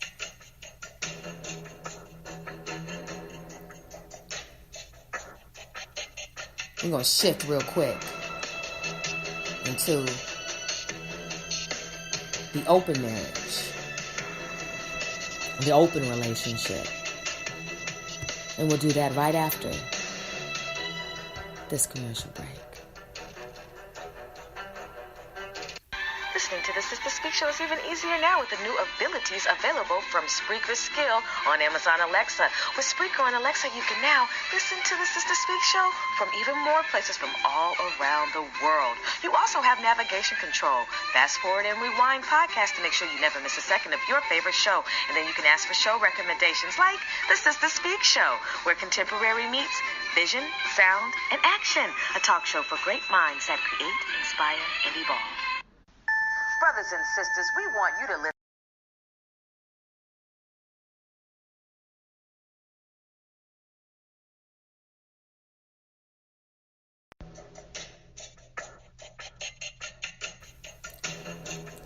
Apologize for that delay, brothers and sisters. You are listening to the Suspense Files on the Sister Speak Show. This is your host, Ayana. Are we recovering? Are we okay? Are we hanging in there? Y'all ready to make some change? Let's talk about these open relationships. An open marriage, a marriage where individuals decide that, they decide that they are too much for one person. So with an open relationship, there are effects of an open relationship. And an open relationship is defined as an intimate relationship, which is consensually non-monogamous. This term may sometimes refer to polyamory, but it is often used to signify a primary emotional and intimate relationship between two partners who agree to have sexual relationships, but not romantic relationships with other people. There are even websites dedicated to arranging open relationships and infidelities. And some of the effects of open relationships are jealousy and self-esteem issues. It never really is equal. There are sexually transmitted diseases, pregnancy issues, and emotions do get involved. Now, with that being said, a lot of times women will suggest an open relationship to save a marriage, to save a boyfriend situation, a girlfriend situation, you know. And I know I've said this before, and I will say it again. If you're not married, you are single.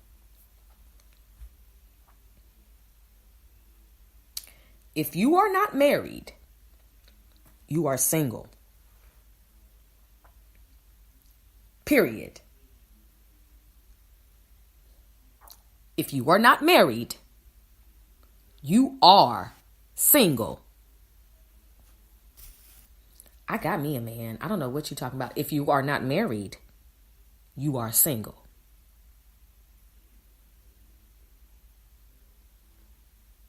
Now, and I say that because some of you are saving relationships that don't exist. Some of you are going all out for relationships that really don't exist in the eyes of what really matters.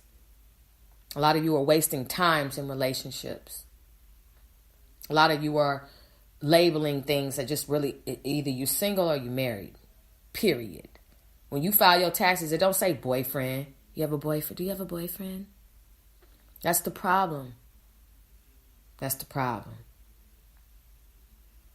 You need a man friend, a woman friend, a boyfriend, and a girlfriend will always display childlike behaviors. Girl, I'm 65 and my man is 72. Is he your boyfriend, sister? Okay. We're talking about marriage and being single. Either you're married or you're single. Now that you have digested that and can hopefully recover from that, I read an article in People magazine about an open marriage. And in this open marriage, Shamari DeVoe, a member of the group Black, and now a member on the Real Housewives of Atlanta, revealed that she once suggested to her husband, Ronnie DeVoe of New Edition and BBD, Belle Biv DeVoe, she once suggested an open marriage to Ronnie. She says, "We were once on the brink of divorce. We were going through some really bad times. And there was a girl that I was interested in, and I wanted to do something different. The open marriage lasted 1.5 years. It was a point where he could do his thing, and I could do mine. Y'all know each other are dating and other people, and it's okay. It's not cheating. One thing not allowed was Shamari being with another man. She said that being with another man was not in her category because she had her husband for that, right? So now, Ronald slept with 10 people during their open marriage, which she ended only after 1.5 years. She slept with 2 women because she was bi-curious.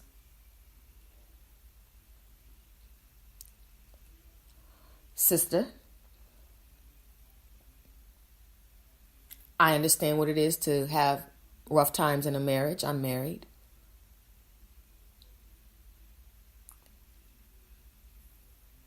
We have got to stop enabling these whores and these whoremongers. Bringing another person into your marriage, whether it is known or not known, is defiling the marriage bed and is punishable by law, both spiritual law and as well as carnal law. 1 penis, 2 testicles, 1 vagina, 2 breasts. You know, you're enough Just one person with another, that's enough. But if you feel the need to bring another person into your bedroom because your man is a hoe, is a whoremonger, then you probably need to leave. You don't ever have to play yourself or sell yourself out because your man likes to have sex with other women, and because you can't stop him, you'd rather join him. Is it cheaper to keep him? Come here, Johnny Taylor. You said it's cheaper to keep her, but is it cheaper to keep him? Is the question. He slept with 10 extra women? I mean, he took that open marriage and ran with it. And those 10 women that slept with him, he's still a married man. Y'all still married, and you defiled your bed. There's no other way to say it. You defiled your marriage bed. And when you bring another person into your marriage to save your marriage, you ain't trying to save your marriage. You slutting your marriage out. We're in an open relationship. We're in an open relationship. Sister, are you a settler? Brother, are you a settler? I couldn't, if I'm in an open relationship, it's not because I want it to be. It's because the nigga's cheating. It's because the brother's cheating. It's because he's out here cheating. I'm never okay with an open relationship. I'm never okay. I'm never going to say, hey, babe, I met this girl. No, I ain't bi-curious about nothing. I love. Okay? I'm a woman. And as a woman, I love what a man has. There is nothing another woman can do for me but cause trouble and problems. Nothing. There ain't nothing on a woman's body that I want. As a woman. Because I got it myself. I want what I ain't got. You heard me. I just want to see what it's like to be with another woman. And I've heard all these things. And they can give you that another man cannot. I'm tired of being screwed over by men. I'm going to go ahead and dive into the ladies' pond. Oh, well, since he wants to cheat, I'm going to have one up on him. And I'm going to bring somebody home and see how he likes that. An open relationship leads to death. It leads to pregnancy. It leads to sexually transmitted diseases. It leads to emotional confusion. It leads to defiling. And it leads to the repercussions and ramifications from on high when you're his. Oh, my girl, she the shit. She go with me to the strip club and we be banging chicks together. Brother, you need a life and you sound so... Oh, Lord, you sound... I'm trying to find the right word. Brother, you need to pull up some weeds. You need to pull up some weeds. Yeah, me and my girl, we be banging the same chick.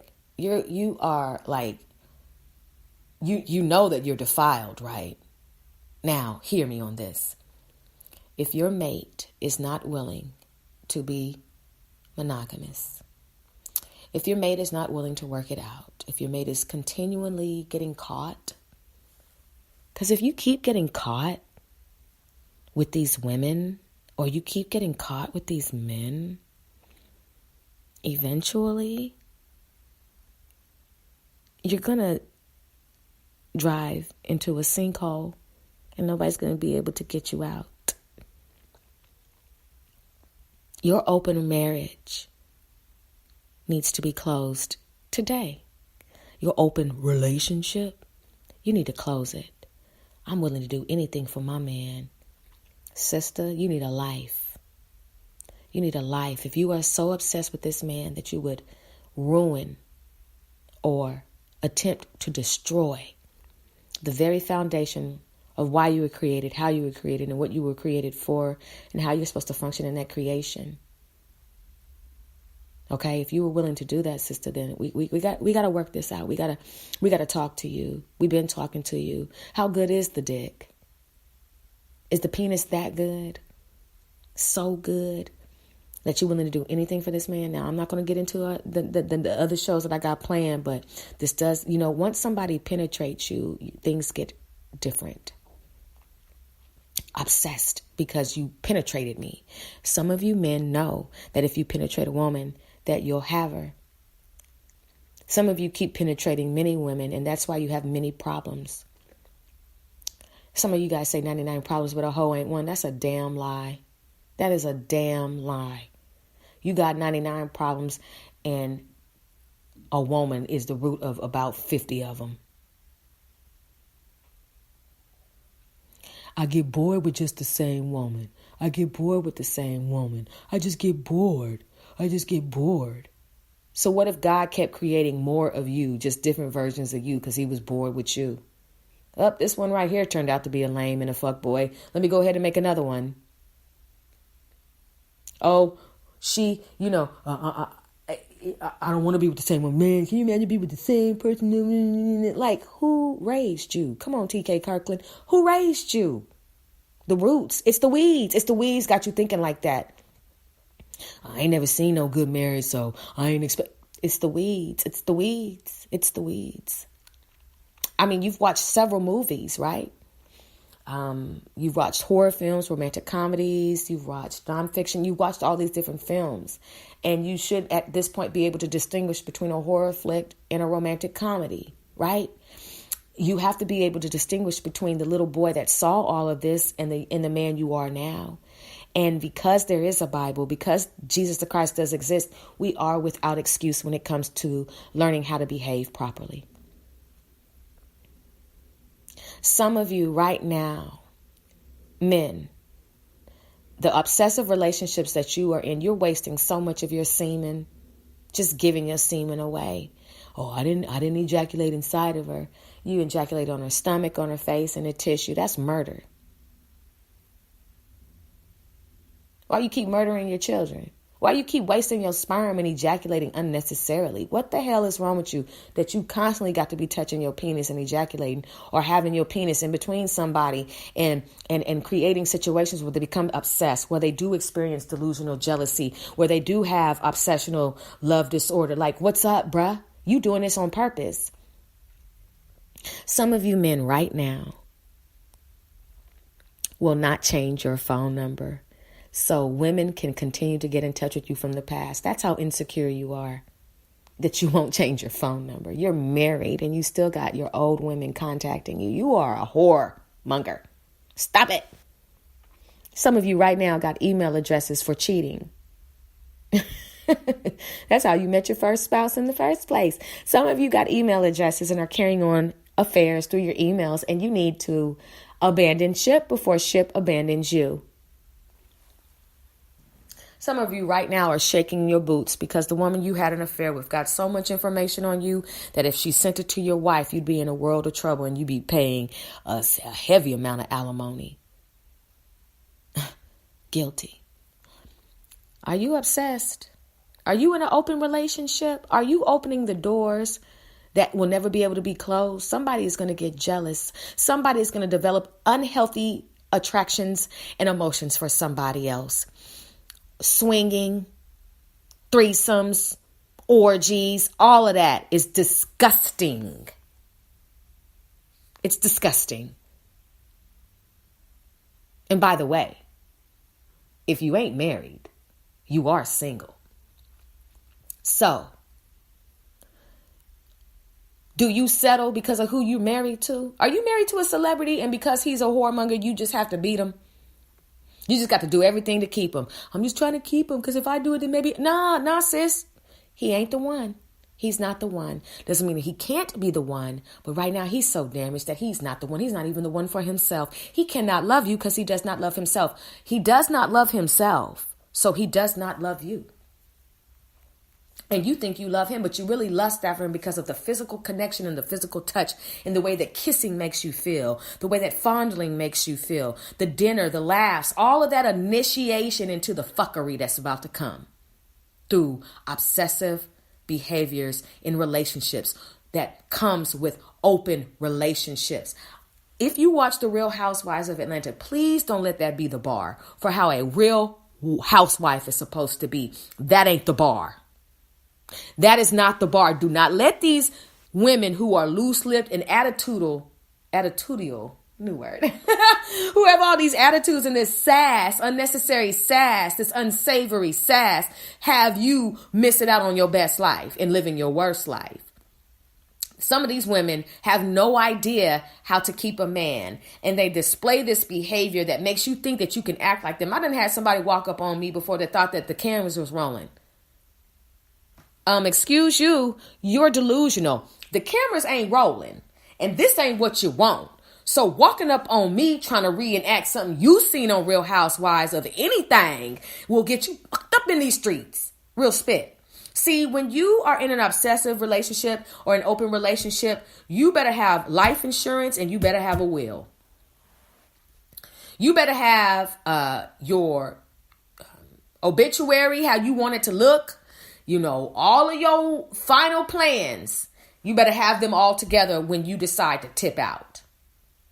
You better have things together when you decide to either be the aggressor or the aggressee in a relationship.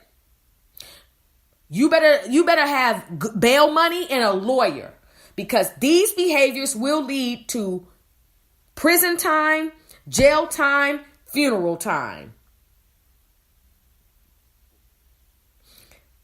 Funeral time, jail time, prison time.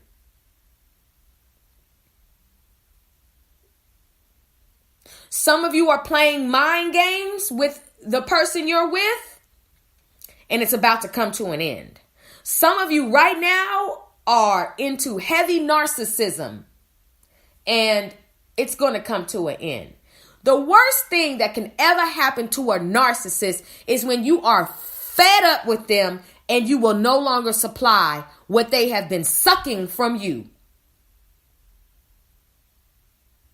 You are obsessed with me.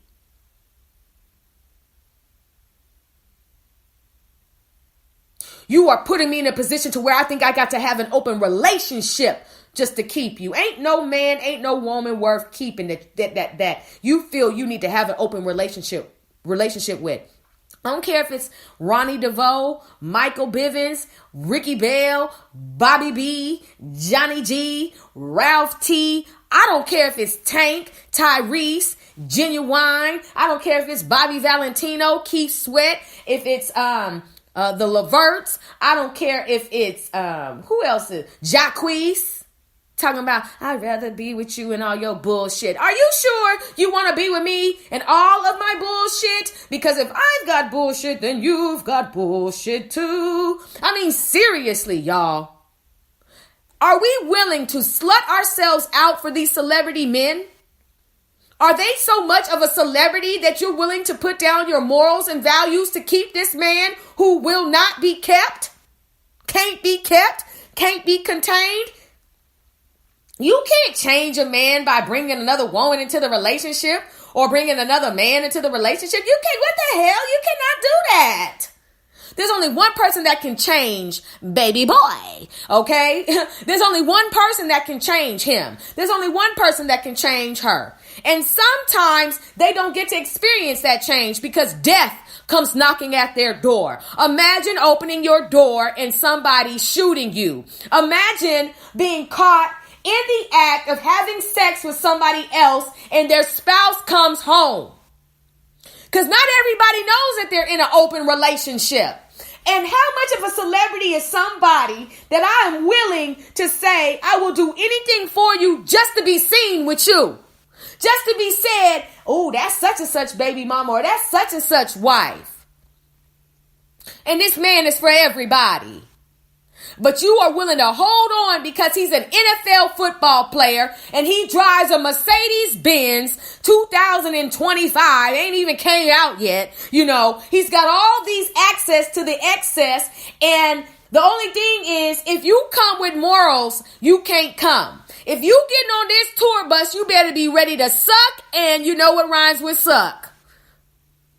And some of you sisters, the bottom of your feet is so black from running behind tour buses, and your knees are scraped up because you've been given so much fellatio trying to be next to these celebrities. Like you have already said to yourself, I ain't got nothing in me that can make me produce anything that is purpose driven in this life. So I'm just going to suck this man's penis to death and get a couple dollars and live in his shadow.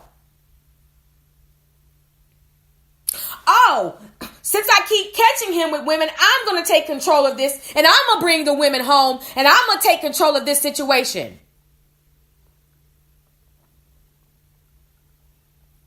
You settling and you sacrificing. And what are you teaching your children? What are you teaching the very people who look at you and see you? Because children see some things. Oh, you think they don't see it? They see it. They see it. They smell the desperation. They smell the fornication. They smell everything around you. Why do you think little babies sit there and emulate us? They are watching. And you're teaching your daughters and your sons that when their father or their mother chooses not to oblige by a moral code, that you then have to settle and lose your morals and cater to their sexual indiscretions and their lust and their deviancy and their delinquencies and their irresponsibilities and lack of accountabilities. That's what you're saying. Daddy takes care of us. The money is good. But mama, you can't only see out of one of your eyes because daddy keeps on beating on you. But the money is good. As long as I don't see it, it doesn't affect me. Your father can do what he wants as long as I don't see it or smell it or there's no perfume and I don't have any evidence. As long as the bills are paid and as long as everything is appearing to be okay, your father can do what he wants as long as he doesn't bring it around me. Are you that type of wife and mother? MC Light said, I don't care about all the other girls. Just be good to me. But Georgie Porgy ended up dying, MC Light. He ended up dying. So since he ended up dying, MC Light, do you now feel that just because he can only be good to you, as long as he's good to you, it don't matter what he do to the other girls, it don't matter what he does to his life, as long as when he's in your presence, he is dicking you down, paying your bills.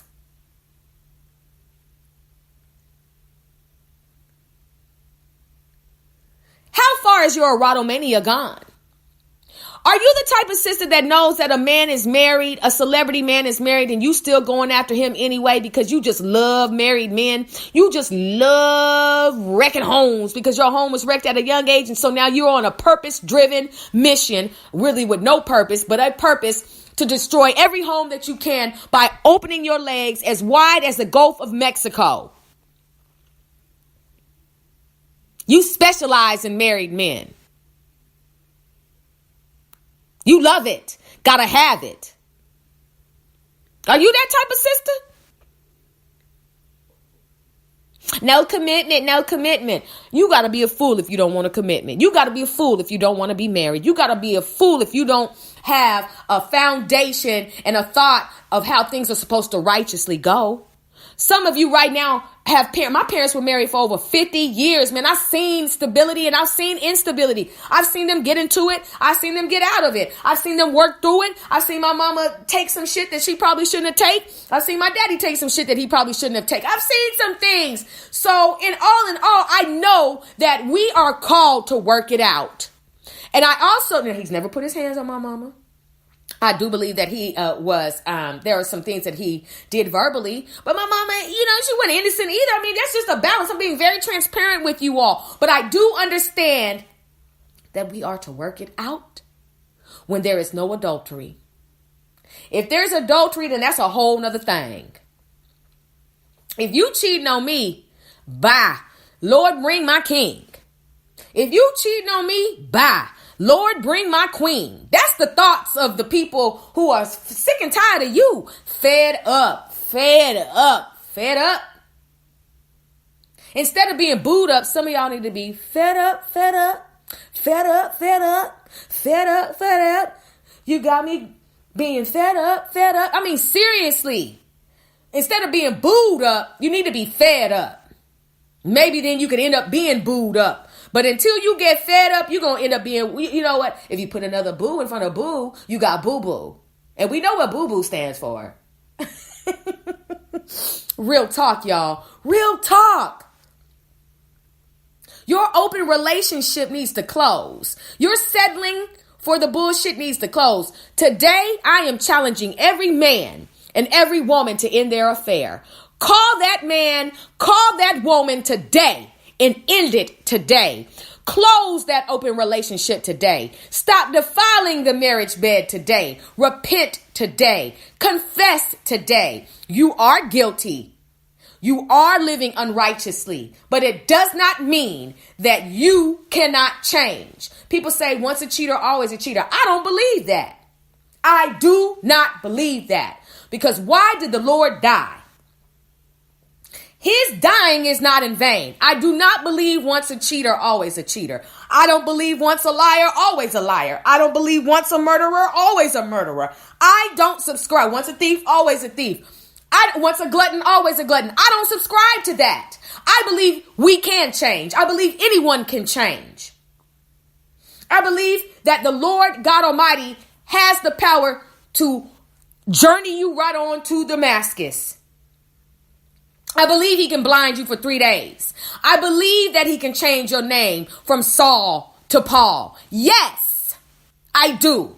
We do not have to continue in our ways, and we can change. We have to want to change. Some of you right now are in some of the most effed up situations, and it's because of our childhood and not tending to the weeds and uprooting them. It is from our vision. It is from the nature and nurture aspect of life. But for me to say that a hoe cannot change is a lie. For me to say that a woman cannot stop stripping, that a man cannot stop tipping is a lie. You can. I've seen it. There are a million good men and there are a million good women. This world is not just filled with fuck boys and fuck girls. There are good men and good women in this world that do not cheat, that are righteous. Not perfect, but they are righteous. They do consider other people. They are empaths. They do understand what it is to operate in their role as a man and operate in their role as a woman. There are good people in this world. There are men who are married and faithful. There are women who are married and faithful. Just because you have seen the opposite of what I said does not mean that there is not an opposite of what you have seen. There are great men out here. There are men that are not dogs. There are men that you can trust. There are men that will make sure that you are not insecure. There are men that will not betray you. There are men that do curve their exes. There are men that curve women when their wives aren't around. There are men who know how to be great in public and great in private. There are good men, good leaders, good providers, people who take great care of their home, in their workplace, and their children, and they love Jesus the Christ, and they love their wife as Jesus has loved the church. There are men who have been convicted of their wrongs and have turned around. So I refuse to say that there are no good men, because that's a lie. I refuse to say that there are no good women, because that's a lie. There are bad men who have become good men. There are bad women who have become good women. And they have a testimony a mile long of how trifling they used to be. And now they teach people how not to be trifling. They show the red flags. So if you have given up on the foundations of marriage and the true meaning of a relationship, please don't say you've given up, because if you've given up, then you know that it can elevate. Say you've given down, because it's crashing. Today is the day you end your affair. Today is the day that you close that open relationship. Today is the day that you stop being bi-curious. You need to be eye-curious. Curious about your damn self. You don't know enough about you to be curious about somebody else. Shh.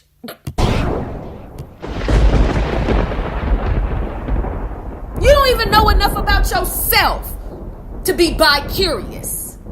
I'm curious about somebody else along with myself. Are you serious? Come on out there, Fugazi. Stop eating hot Cheetos. Up your diet so you'll think a little bit better. Stop watching these TV shows and letting these people tell you how to be. These people are corrupt. I don't care if you've seen another woman kissing another woman and another man kissing another man. So, you don't have to engage in that. You don't get to bring that back to your marriage. You know how women are if you a woman. How the hell you gonna be bi-curious about your own sex when you have that? You have a vagina, you have breast, you have a bottom, you have all these things. What the hell are you curious about?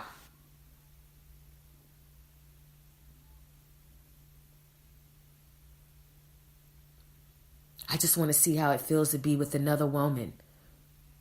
Do you have a mama? Do you have a sister, a girlfriend, a super friend, a super cousin, or somebody? That's how it feels to be with another woman. I just see what it feels to be like sexually. You need to rebuke that and cast that out in the name of Jesus the Christ and plead the blood of Jesus over your life and the hedge of thorns around your vagina. Because two women laying together involving a strap on, you both know that the penis is the power. Because you even bought something into the situation that is dominated by a phallic symbol. You know that if a woman puts on a strap on and she penetrates you, you both look crazy. You are confused and you need therapy. Because ultimately you're saying, I know that a penis goes into a vagina.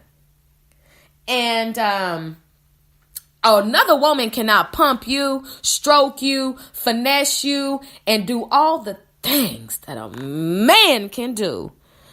Ever in their life. You can't lick better, do nothing. Oh, yes, a woman can, because a woman knows what a woman wants. You need to stop watching TV, sis, because you're confused.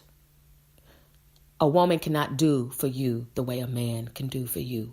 Ever. I don't care how big the dildo is. I don't care how strong her tongue is. I don't care about if she holds you and holds you after the session, after the effery. No woman can ever penetrate another woman professionally. Ever. I'm serious about that. How are you going to be curious about something you have? That's your lust and your flesh, which leads to the obsessive behaviors, which leads to the low self-esteem, which leads to the overwhelming attraction, the obsessive thoughts, the feeling and the need to protect the person, the extreme jealousy over the other interpersonal interactions. You know, it is what leads to the DSED and the RAD, those disorders, y'all. It does. Stop being bi-curious. Stop it. Stop it. You should never give your husband permission to have sex with another woman in front of your face. Ever in life. This is probably one of the longest shows ever, and I could say so much more. A lot of us are hindering ourselves because of our childhood and the obsessive relationships. The open relationships are dangerous. Frances Newton was obsessed, and she killed her husband and her 2 children for $50,000 each that she never received.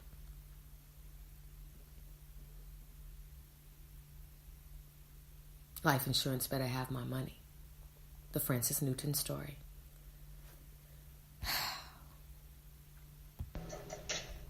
The dangers of obsessive relationship, and the dangers of an open relationship. On the Suspense Files on the Sister Speak show. Coming up on the Sister Speak show, we have the Felicia Morgan story, She's Gotta Have It, and the dangers of being a side chick. We have the Deborah Brown Alton Coleman story, Securing Body Bags, the consequences of being digmatized, and the Malika Griffin story, Who Are the People in Your Neighborhood? Caught cheating with the same sex, the dangers of being on the down low, for restricted listening audiences only, brothers and sisters. I just want you to understand this. On the Sister Speak show, we go deep and we make no apologies. In conclusion, you need to be celibate. You need to close your legs to married men and married women. In conclusion, you need to go back to your childhood and uproot those weeds. In conclusion, sex can kill you. Obsession and an open relationship can kill you. How desperate are you?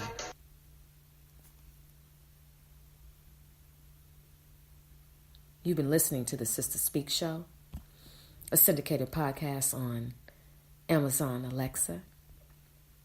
We have had a wonderful time today conversing about all of this strong commentary, and I make no apologies for it. I want my brothers and my sisters to rise out of the behaviors that hinder them from living their best life. Everything I talked about today, you can be delivered from.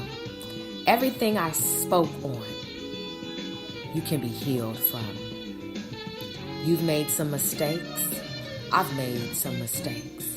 We've laid with people we had no business laying with.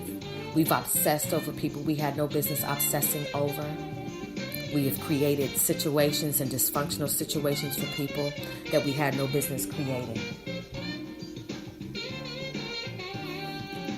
Prayer changes things. The Lord Jesus Christ is a wonderful counselor, and sometimes you don't have anybody else to talk to but Him, because if you could tell people all of the stuff you did, you know you'd be judged and you're embarrassed. But I'm challenging you today to end all of the things that you're in that you know you're not supposed to be in. Do not let your flesh take you out of here. Do not let your childhood ruin you from a righteous adulthood. Now, if you're hearing my stomach growling in the background, that's my co-host. My stomach is my co-host, obviously. You can be delivered, brothers and sisters. You really can. I thank you for listening.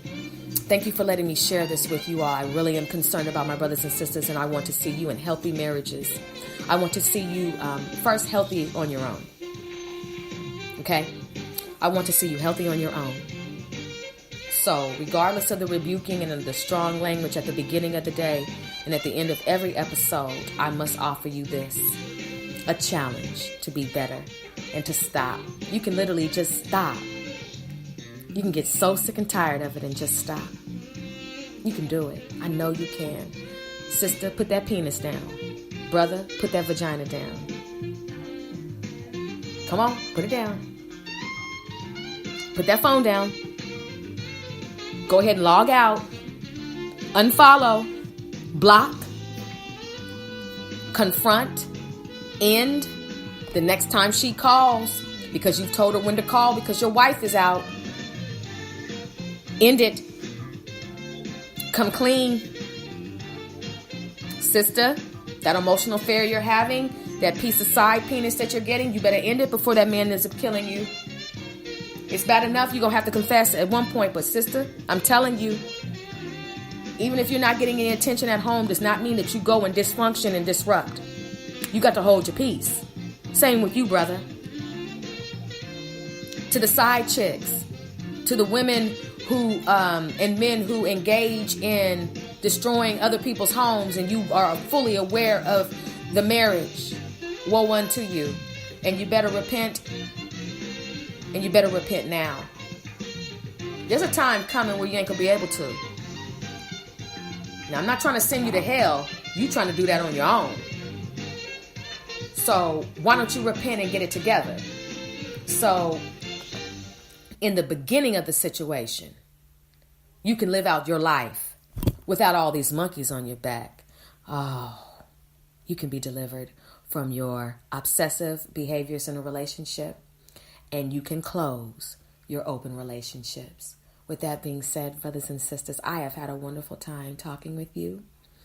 I have a very special guest lineup for you all. December 8th, I have Loso, who is also the brand ambassador for the Beats app. He will be my special guest on the tour on the 8th. On the 9th, I have Deshae Cole, who is a PR. She'll be on the platform. Then I have so many. We've got Chelsea Montgomery coming on the platform. I have Hooker Boy Films coming to the stage. We've got Allie coming, James Doe, Ryan J. You know, the lineup just continues to become amazing. Got some more great shows for you. And brothers and sisters, get ready, because we're going to turn this into a radio station. We ain't playing. Get ready, get ready, get ready. So with that being said, shout out to everybody who listens to my show. I'll be seeing y'all listening. I'm going to say hi to everybody. I appreciate you. With that being said, you be blessed, you be encouraged, you be strong, and you be righteous. You be bitter and not better. You get out of your feelings to get into your healings. Otherwise, there won't be any righteous dealings. And get up and get out and get something.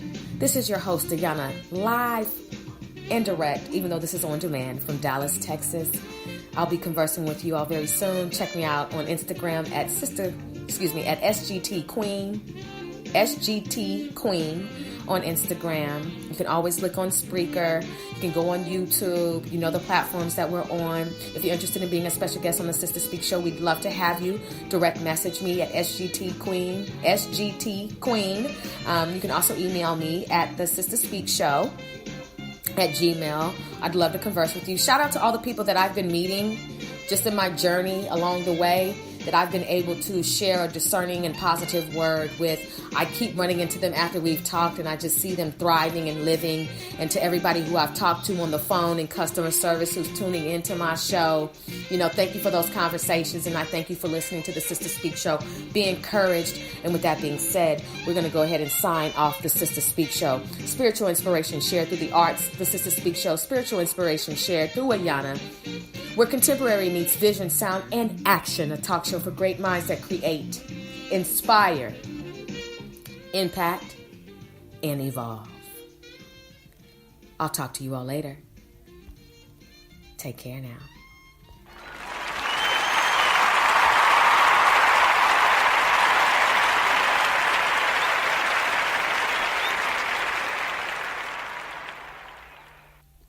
I can't wait to talk to you soon. Be encouraged.